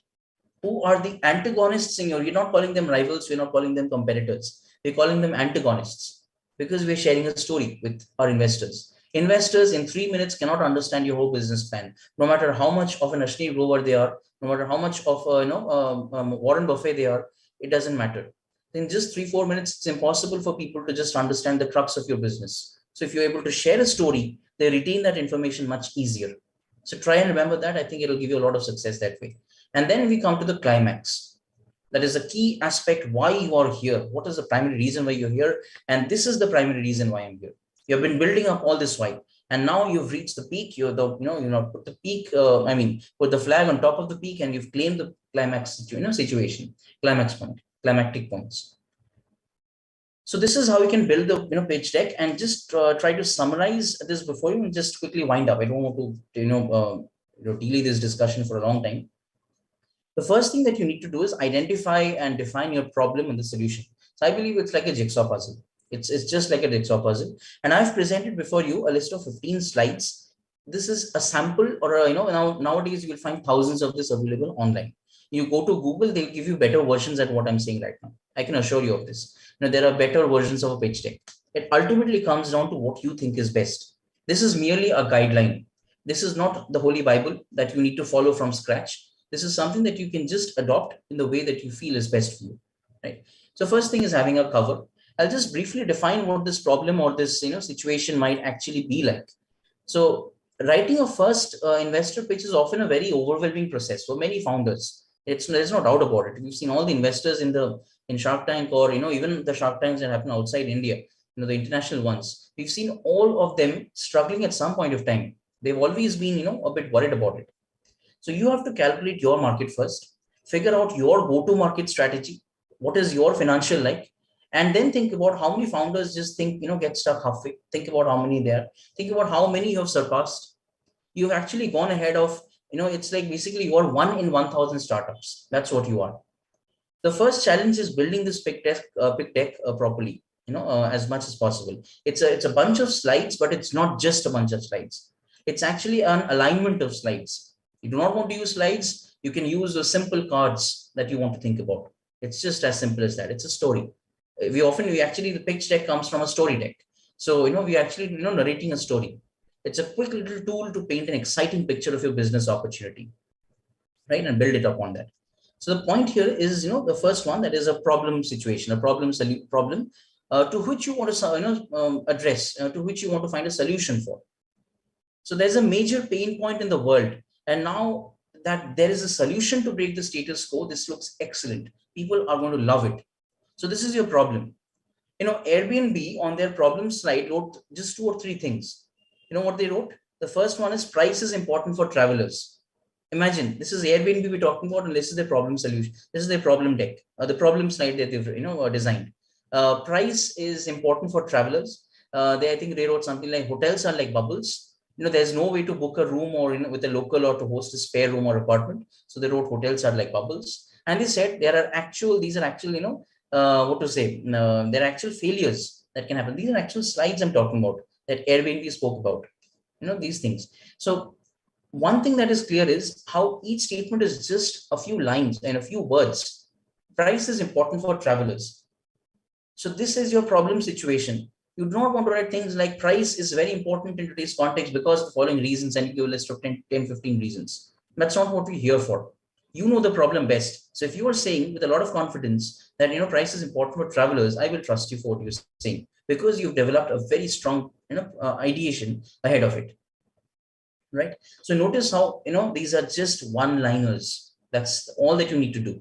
So giving all these jargons and complex words and all these statements will never get you across. This is not the place to write down, all the complex words that you've thought about, right? So it's never right. And for example, if you want to write something like, easing transportation and logistics through 6 Sigma efficiency, this is what you want to, this is what is your problem that you have addressed. Do not write all this. No need to write easing transportation, logistics, 6 Sigma efficiency, not required. This is not the place. You write it as simply as, I want you to travel comfortably and transport seamlessly.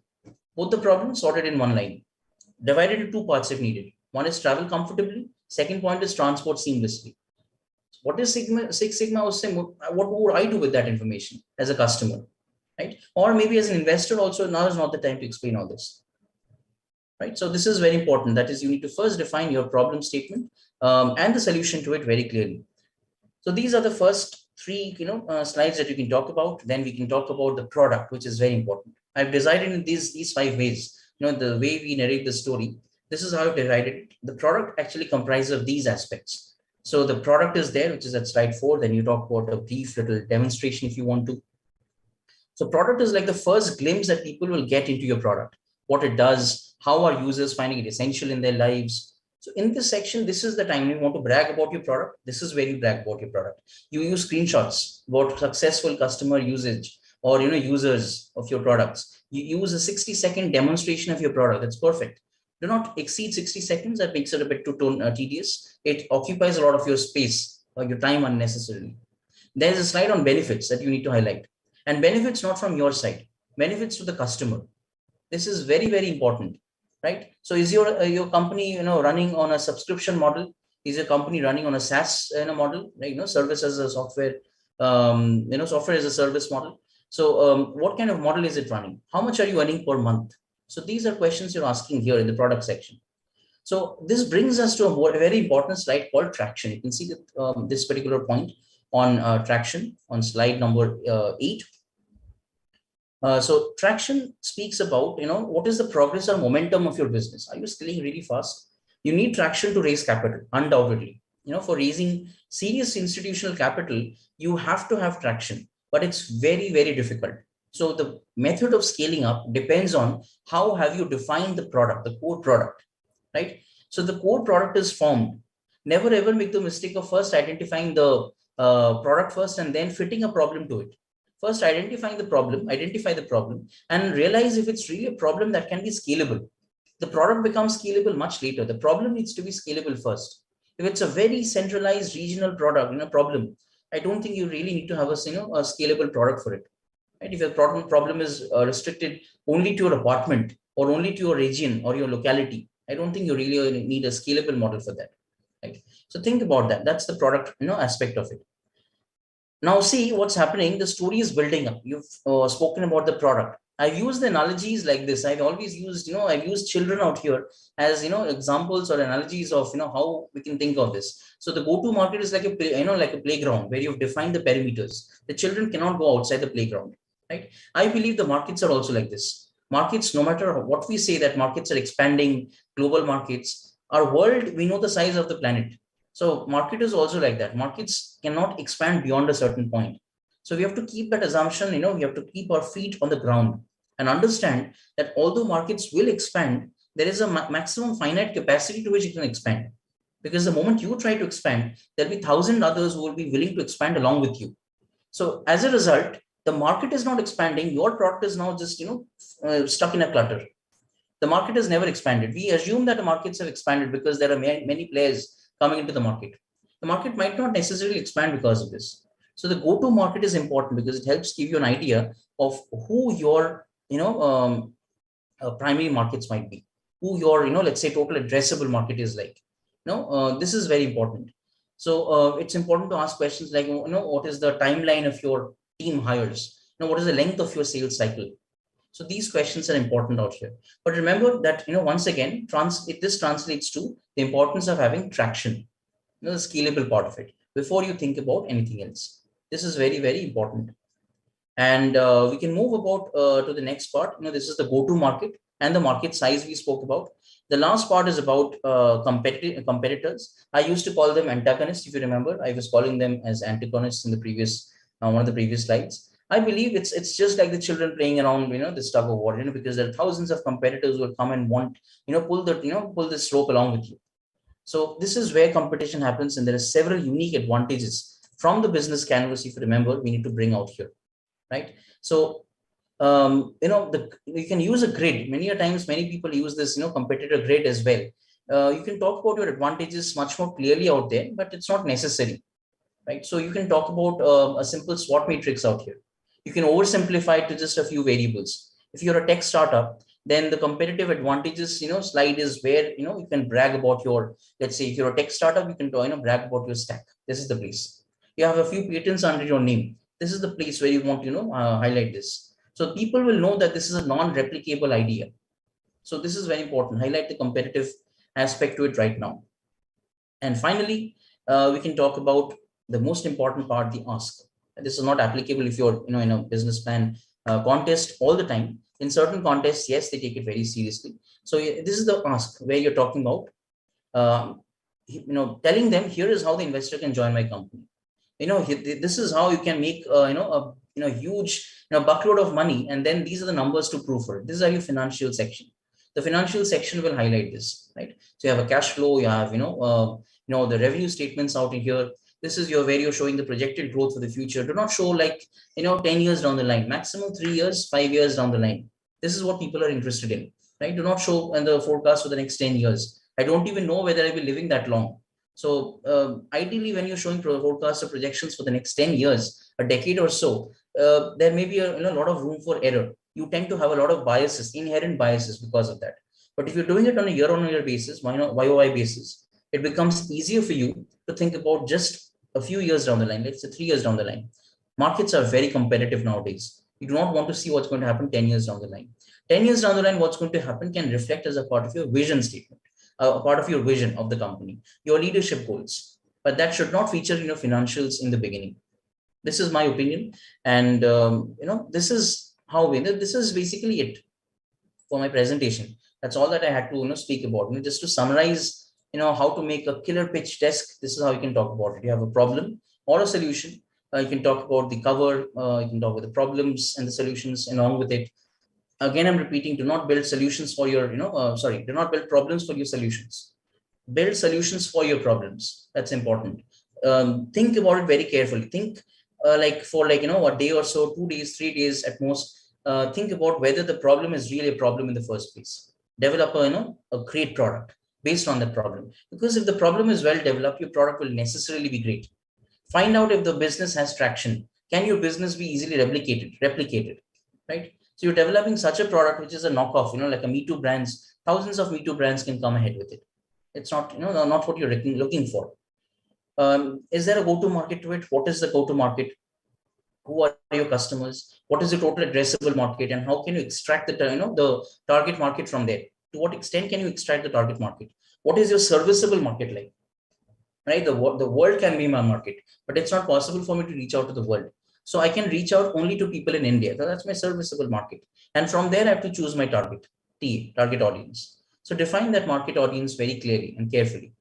You have your competitors, which we call antagonists. So these are people who will be giving you a run for your money. So ensure that you're leaps and bounds ahead of them. Think 2 products ahead of them. Think 2 brands ahead of them. Think 2 strategies ahead of them. That's one of the ways by which you can succeed. These are what you call USPs, where you can define them, which helps you identify the differences, unique selling propositions. In branding language, we call them points of difference, PODs. You identify them clearly so that you can distinguish your brand from the others. Crucial. And finally, the financials part of it, where you have a projection into the future, not a realistic estimate. The projections will tell you this is what we are able to do in the future. This is based on your current revenues. This is based on the revenues that you've earned in the past. And this will give you a nice little projection in the future. And this also has to remain simple. Keep it as simple as possible. Right? And this is all that I had to say. All this is maintained. Remember, at the end of the day, we start with the example or the analogy of dribbling in basketball. Now we are saying that the goal is going to be hit. So the ultimate goal is this: to hit the goal, to get the funds, to get the to raise capital, to raise money. So if this is the goal, it's important to dribble. So the business plan, the business model canvas, the pitch deck, design thinking, all these are strategic important tools that will help you to hit the goal. So that's all that I had to share with you. Thank you very much for patiently listening to me once again on a Sunday afternoon, probably foregoing your lunch also. I'll leave it open to any questions that you might be having. Thank you. Yeah, I would like to thank Dr. Shaunak Roy for making an excellent presentation and making this seminar very meaningful, interesting, and informative. Thank you, sir. Now we would like to give our audience a chance to ask questions from sir and clear their doubts. Audience, please note, we will now be collecting a few questions through a poll.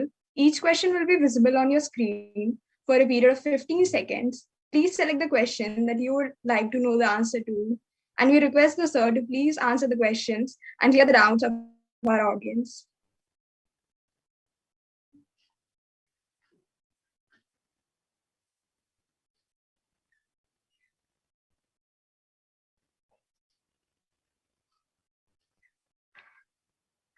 So our first question, sir, to you is, I am afraid of speaking. How can I overcome it? This is the question that our audience want to know the answer to. All right. So this is a problem that, I personally had faced as well. This is nothing to be afraid of. And I know there are a lot of these books and, self-help books which tell you look in front of a mirror and start talking.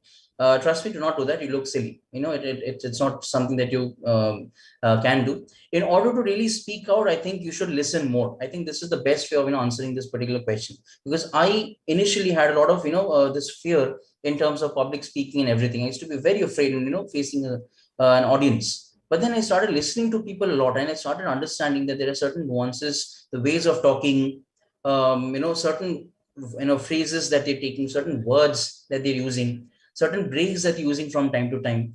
This gave me a lot of confidence to even think about how to address it. So if you are facing difficulties in public speaking, I believe nowadays there are a lot of options. Speak out in front of your friends if possible. That is an even better option to clear it out. You have your classroom seminars and assignments. My urgent and my strongest recommendation is you take them very seriously. Not many institutions actually provide you with that platform. So this is a great platform. Make use of it. Okay, thank you, sir, for that. Yeah, can we have the next question, please?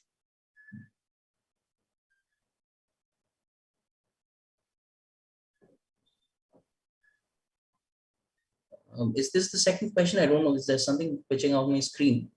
Yeah, so this is the second question.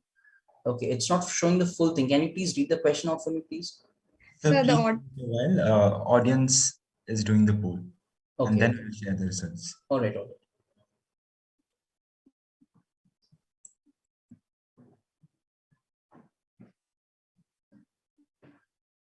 Yeah, so our second question is, what should be said in the first 30 seconds of a business pitch to grab the investor's attention to the whole time? I already spoke about this for in the course of the presentation. The first 30 seconds, first thing, the first 15 seconds. First 30 seconds is already a bit too late. The first 15 seconds where you have to create that wow factor straight away. Because if you're stuck with 4 minutes, that's equivalent to just about the first 10 seconds where the impression needs to be made. So start with something which is very quirky. Start by defining the problem and giving an explanation or a kind of an act to the problem. Act out the problem if possible. Show a video to the problem straight away. Because if it's an online mode or virtual mode, it depends on the mode that you're interacting with people. So whatever be the mode, first start by just throwing a lot of light on the problem straight away. Don't waste time. Because once the problem is known to the people, it becomes easier for you to build that empathy. From that from the pitch of expert, the pool of experts who are there. So this is, I think, the best way to create that wow factor straight away. I know there are a lot of books which tell you that you can start by defining your core team. These are our founders. But the first 30 seconds are important to define the problem straight away. Go to the pitch. And that was really informative, sir. Thank you for answering that. Can we have the next question?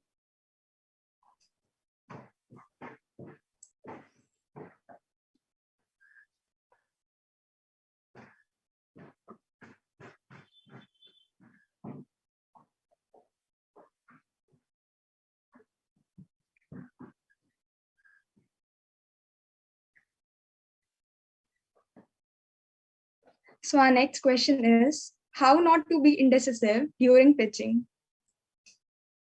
See, this is a bit tricky, because there are many times when your investors will, whoever the experts are, I always refer to them as investors, but let's assume they're investors. Even if you're, sitting for a business plan contest, assume that they're investors and your product is real. That's how you're able to, successfully, pitch it forward. But in this case, there are many times you might feel as if your product may not be the case. Now, I do not want to reference any particular, company, but there have been instances you might have seen in Shark Tank itself, where a particular, an entrepreneur was very, kind of, the investors are telling them that this is, what you should have done. This is what you can do. And the investor and then the entrepreneur goes along with it. He says that, okay, that is also an option. This is where you are, going in the wrong direction. So the best way forward is to stick to your ground, but at the same time be docile. See, indecision is something that you'll definitely face, because at the same time you're receiving 10 different options and alternatives, which you did not think about earlier. But I can assure you, like I said, just have a glance through with regard to design thinking. If you're able to get your design thinking canvas right, you've defined the problem from all different aspects. So the scope for eliminating this indecision during the course of your presentation might actually come down significantly. Do not think about developing the product first. Because the product, if you start thinking with the product, this is where the indecisions will happen. I could have done that. I could have done this. This will happen. But if the main problem is sorted out, then the product can easily change. It can easily change shape, form, etc. That's how it is. Thank you, sir. Can we have the next question?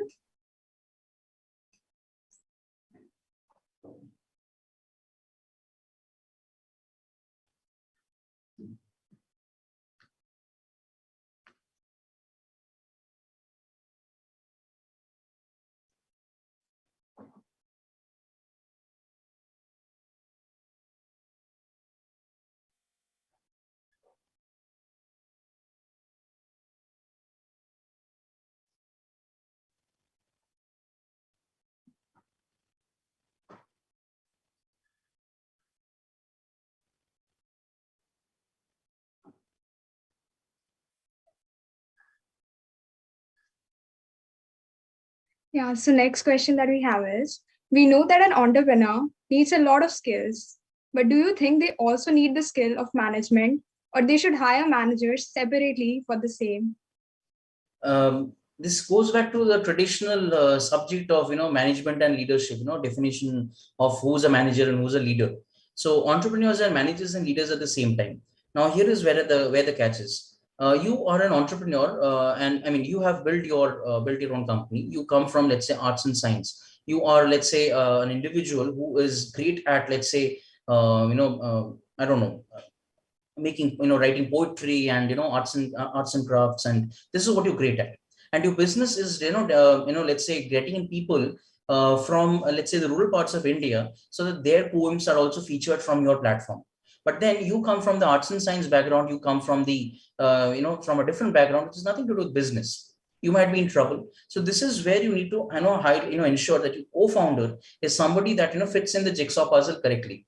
Your co-founder is not somebody who should have a person, it should not be a person who is just interested in the equity stake in your company. That's not what the person should be here for. He should complement you in the sense that you're good at arts and science, so that a core product is already there. You are the one defining the problem. You are the one defining the core product. The other person gives you support in terms of financials. This is point number one.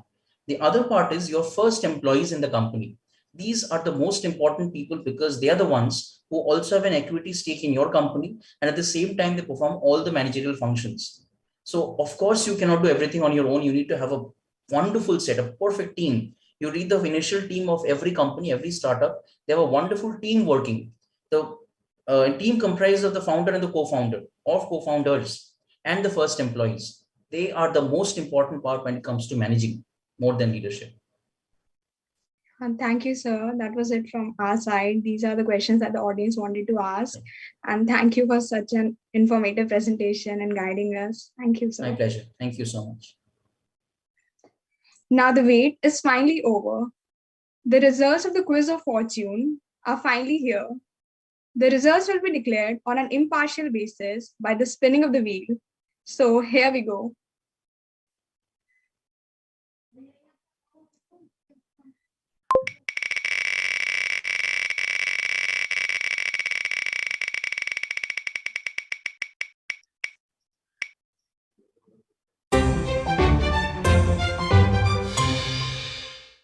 Our first winner is Mohammed Adnan.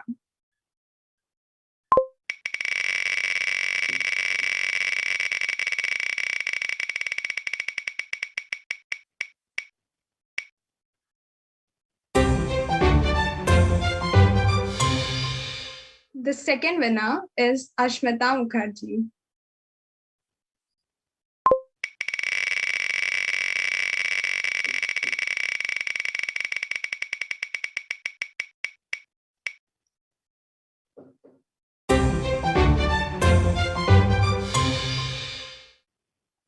And our third winner for the quiz is Mayank Jam. Congratulations to all the winners. Hope you found pleasure not just in winning, but had an enjoyable experience altogether.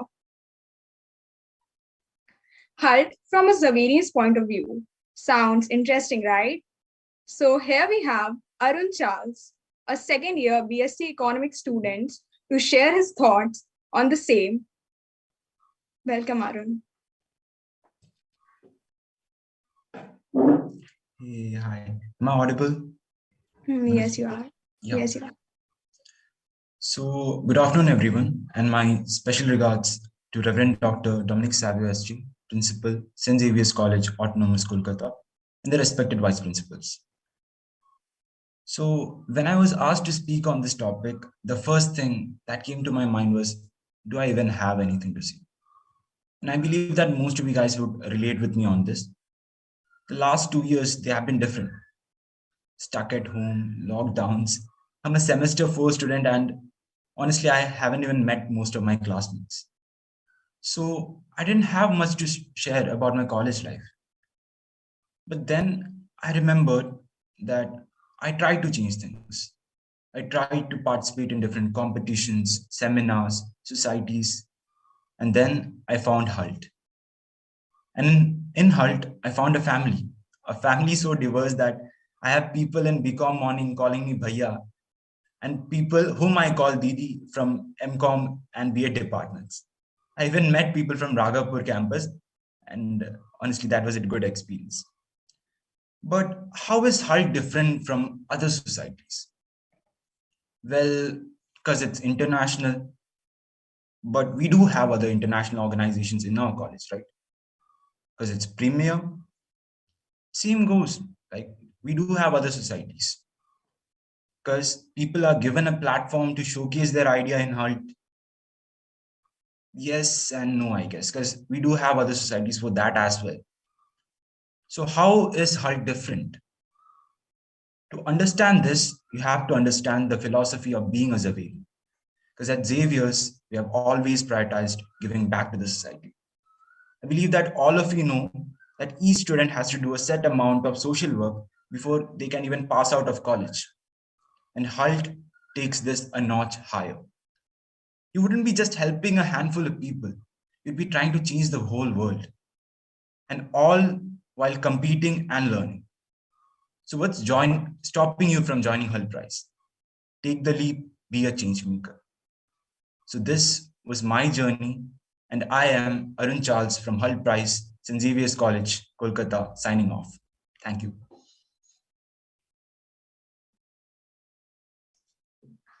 Thank you, Arun, for sharing your experience with us.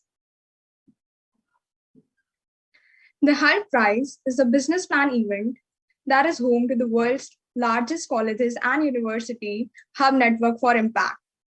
The on-campus program is our main event, which comprises of the main Hult Prize business proposal competition. The participating teams pitch their business ideas in front of a panel of successful investors, mentors, and entrepreneurs and get a chance to learn from them to be able to face the harsh realities of the business world. Our on-campus round organized last year on 7 February 2021 witnessed immense success. I would like to invite Dr. Charlotte Simpson Vegas, Vice Principal, Department of Education, to propose the vote of thanks and declare the road to on-campus open. Ma'am, please. Sorry, there would be a 2 minutes delay. Please do it.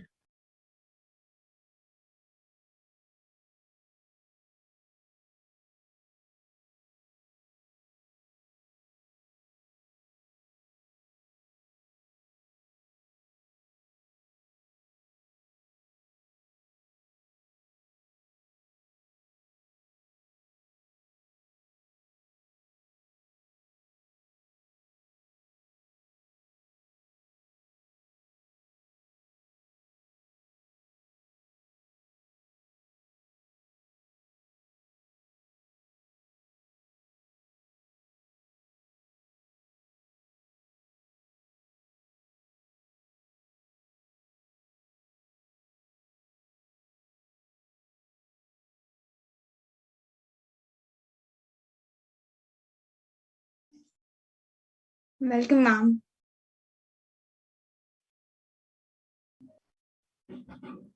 A very good evening to all present.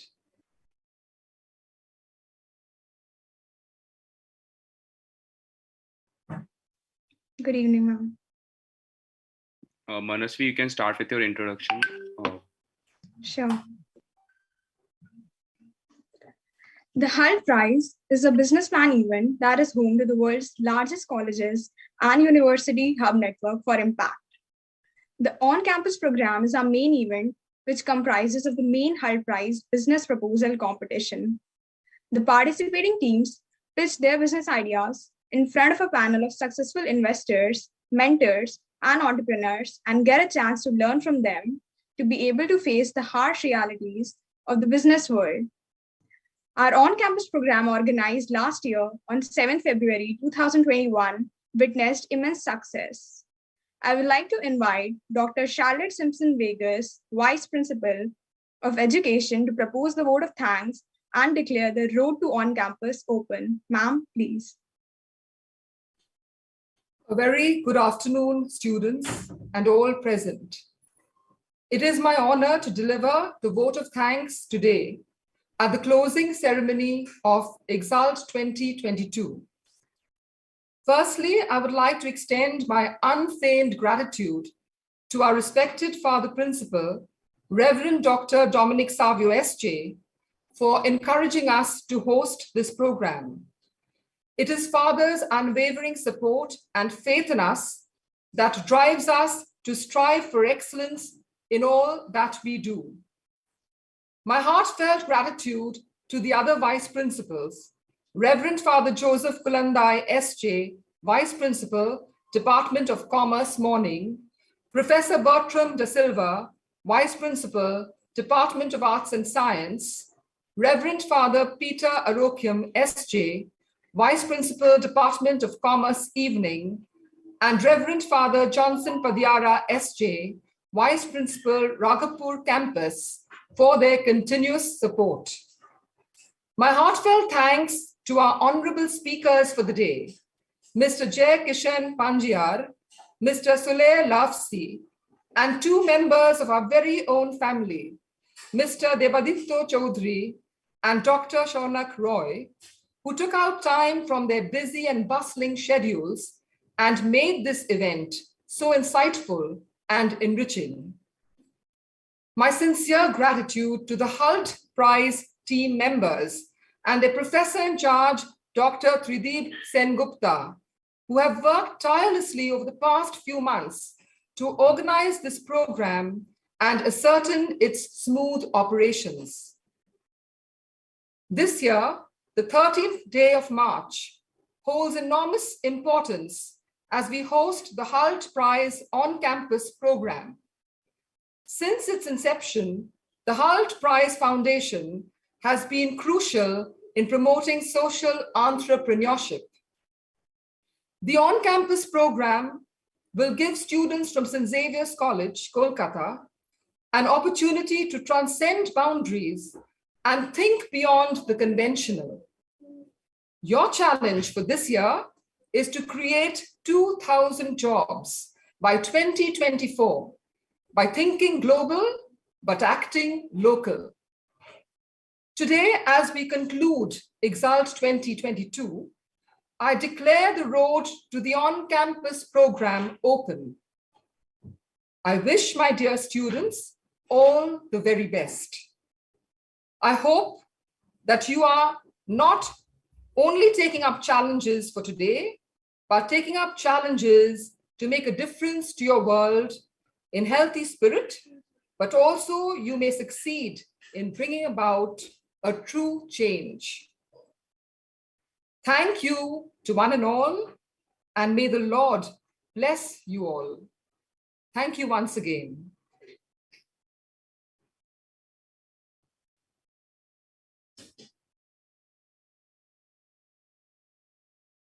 Thank you, ma'am. It's a great honor and pleasure to have you amongst us today, and your support for the Hult team, like in other years, has been really exemplary. We are very grateful to you and your department team members who have contributed really handsomely to our event. Heartfelt thanks to you, Professor Trideep. It's our pleasure to contribute in any way and be part of every event that you organize and be part of our college, as well as make change to the world we live in. Thank you so much for the opportunity for our students. The pleasure is all ours. The pleasure is ours also, ma'am. Thank you. Thank you so much.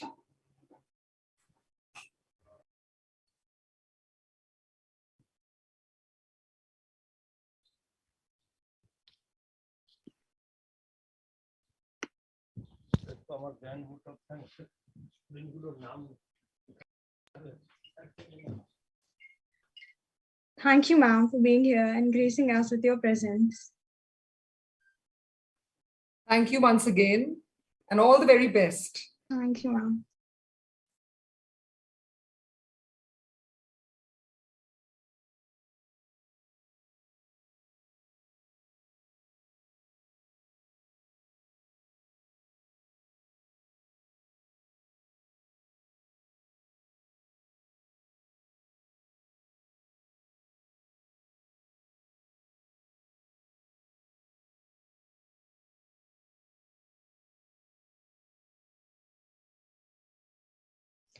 Now we would present before you the teaser of the Exhult 2022.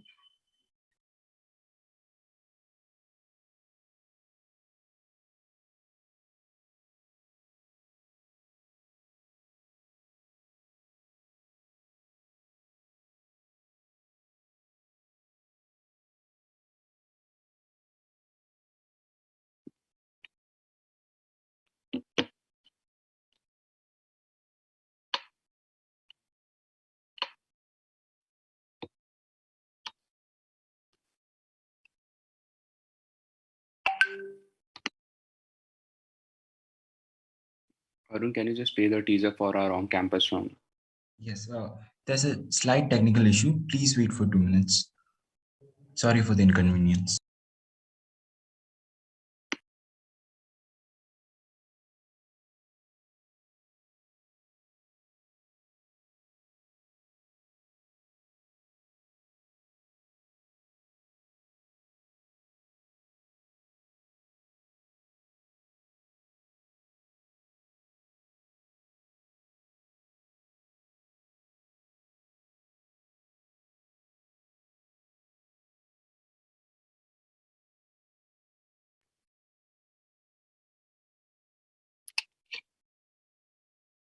Arun, we cannot hear the voice. The audio is not audible.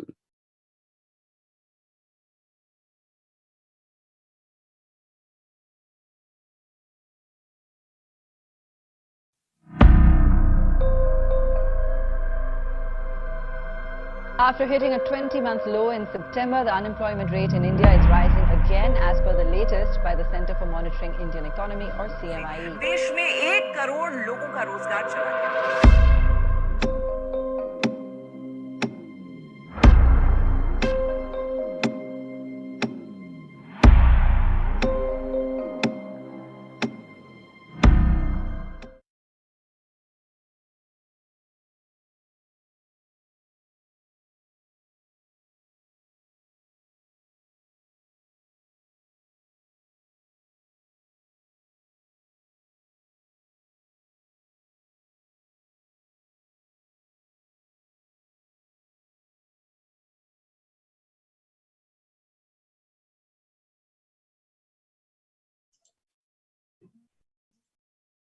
Now, I would like to invite our professor in charge, Dr. Tridib Sen Gupta, to propose the great vote of thanks. Welcome, sir.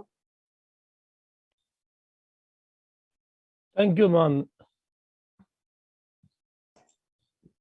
Well,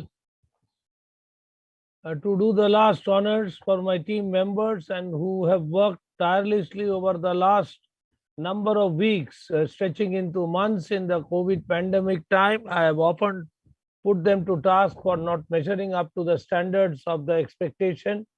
But really, thank you all. But before I should start with acknowledging the support accorded to our team by our authorities, Reverend Dr. Dominic Savio, Principal St. Xavier's College Autonomous, Kolkata.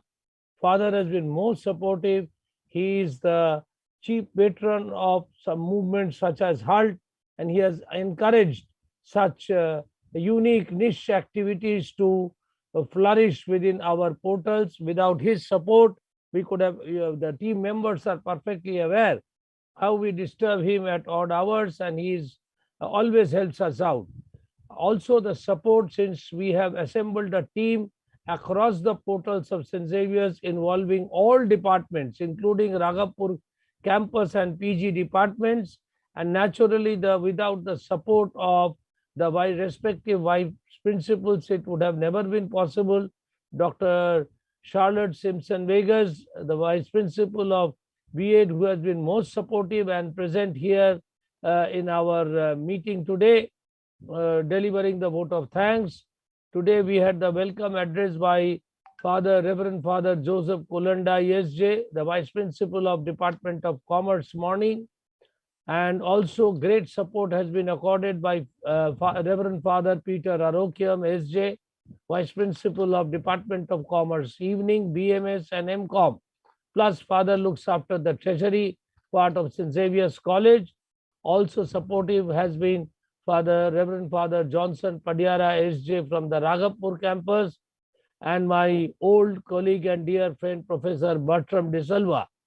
So after thanking them, it is my honor to thank my team members who have been really geared up for this occasion. And this is the second year in succession we are having a Exhult event, a precursor to the main Hult Prize, which is round the corner on the 13th of March.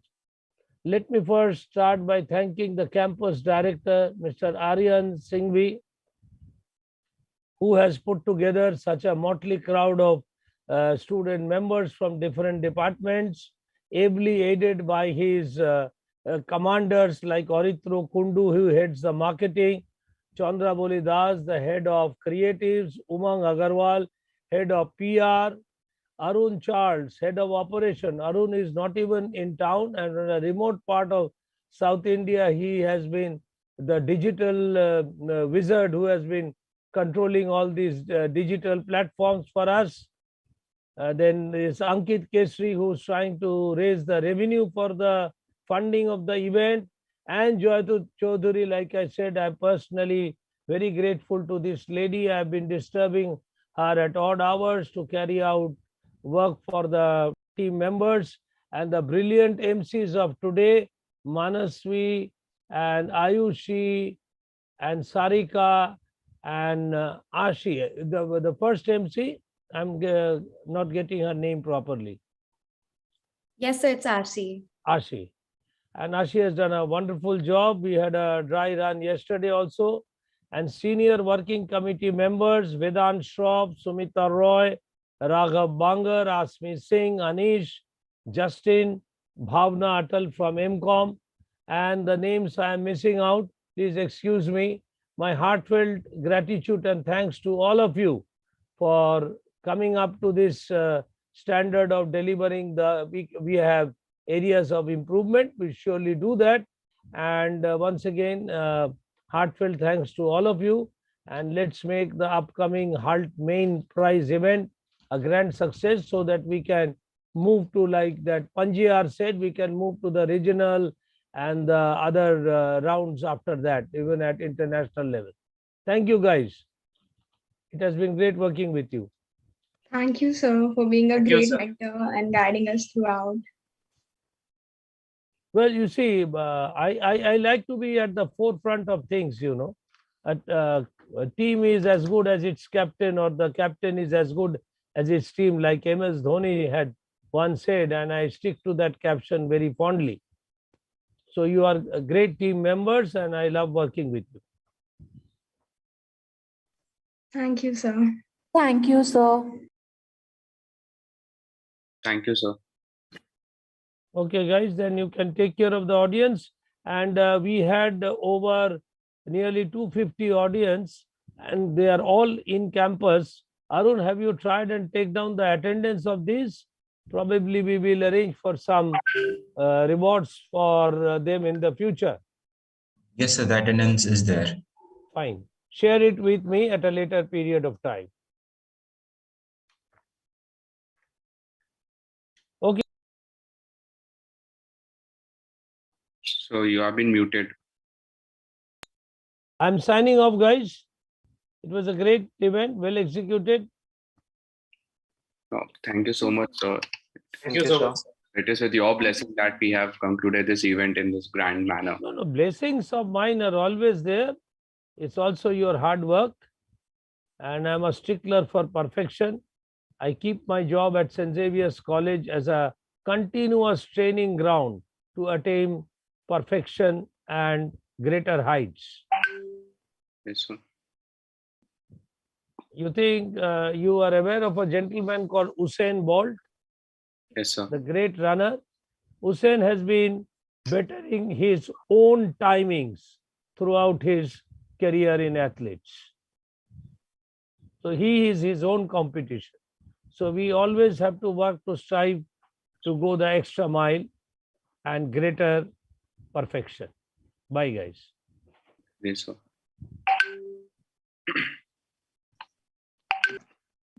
As the old saying goes, all good things must come to an end, and this has never rang true than in making closing speeches. Whether it be a big conference, a training, or a social event, everything has to come to an end.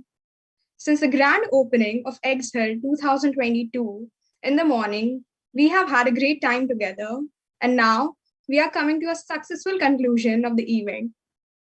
I hope today was great fun and happiness for everyone present here, and the takings from this event will enrich us through our entire life.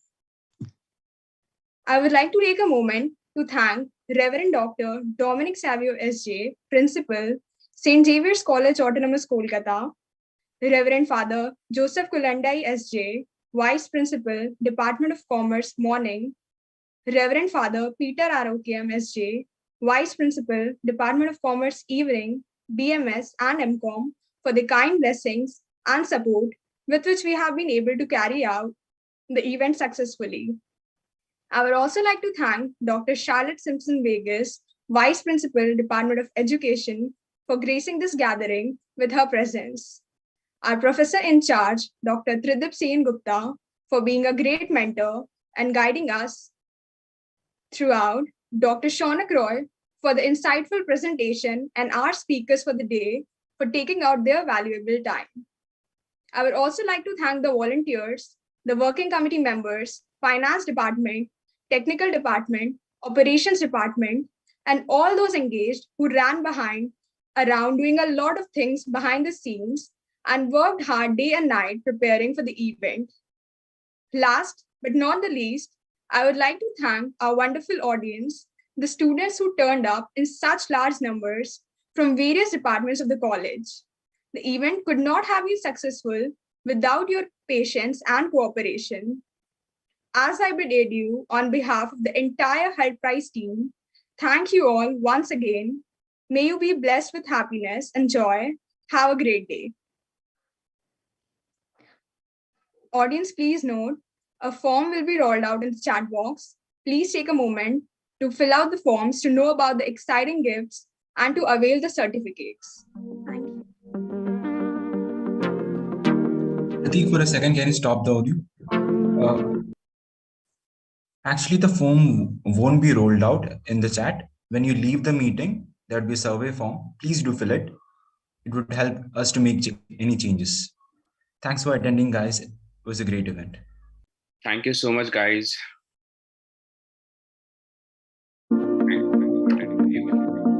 Also, guys, like if you have anything to say, any feedback or anything, then even you can tell it to us directly at this meeting, because I guess everything is done now. So we'd love to interact with you. Yeah, you guys are the soul of any event. So if you want to unmute yourself and if you want to speak out anything.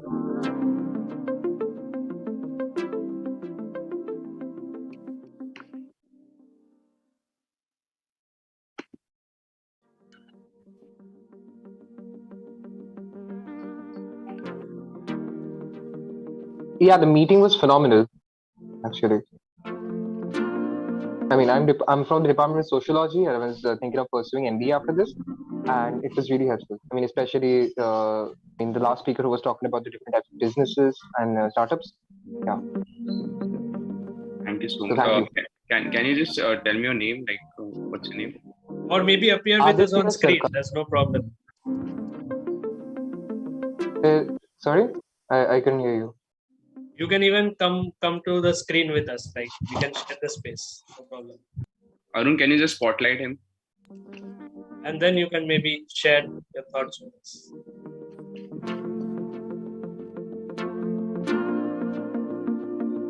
Hello. Yeah, so it was really good. That's like the epitome of the entire thing. Thank you so much, Aditya. Thank you so much. Thank you so much. You're welcome, and thank you for hosting such a wonderful event. Positive feedback. Spread the word in your sociology department so that more people definitely, I will. It was a nice teaser for the on-campus. Thanks. This is Justin.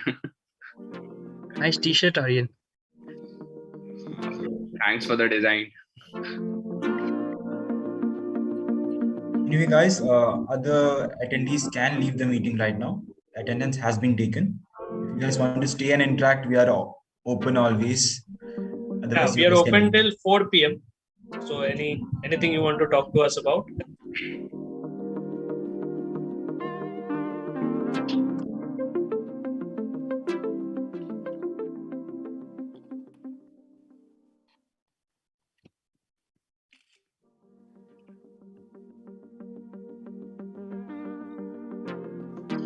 Yeah, hello. Just one more thing. I'm in my second year, so I shall be sitting for the different entrances after at the end of this year, right?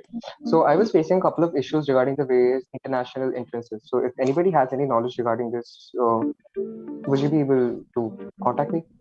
Like I can. How Which is that? exams are you referring to? For management? Yeah, on management. Okay. Yeah, we'll get in touch with you if someone in our team, gonna pursue MBA or is already pursuing it.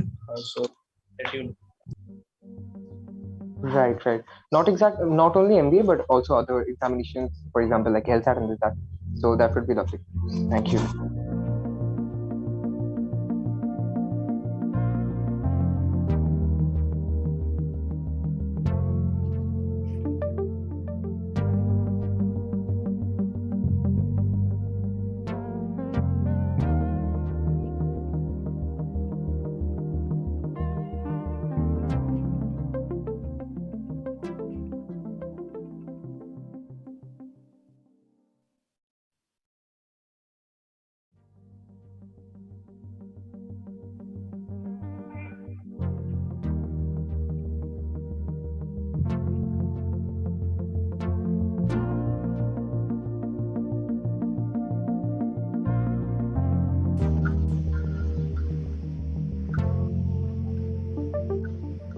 Can you hear me?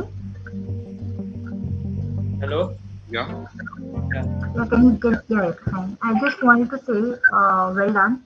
It was really well conducted and it went really smoothly. And I'm looking forward to the Hult event now. All the best, guys. Great. Thank you so much. Thank you so much. We look forward to meeting you in our main event. Maybe as a participant or as an attendee.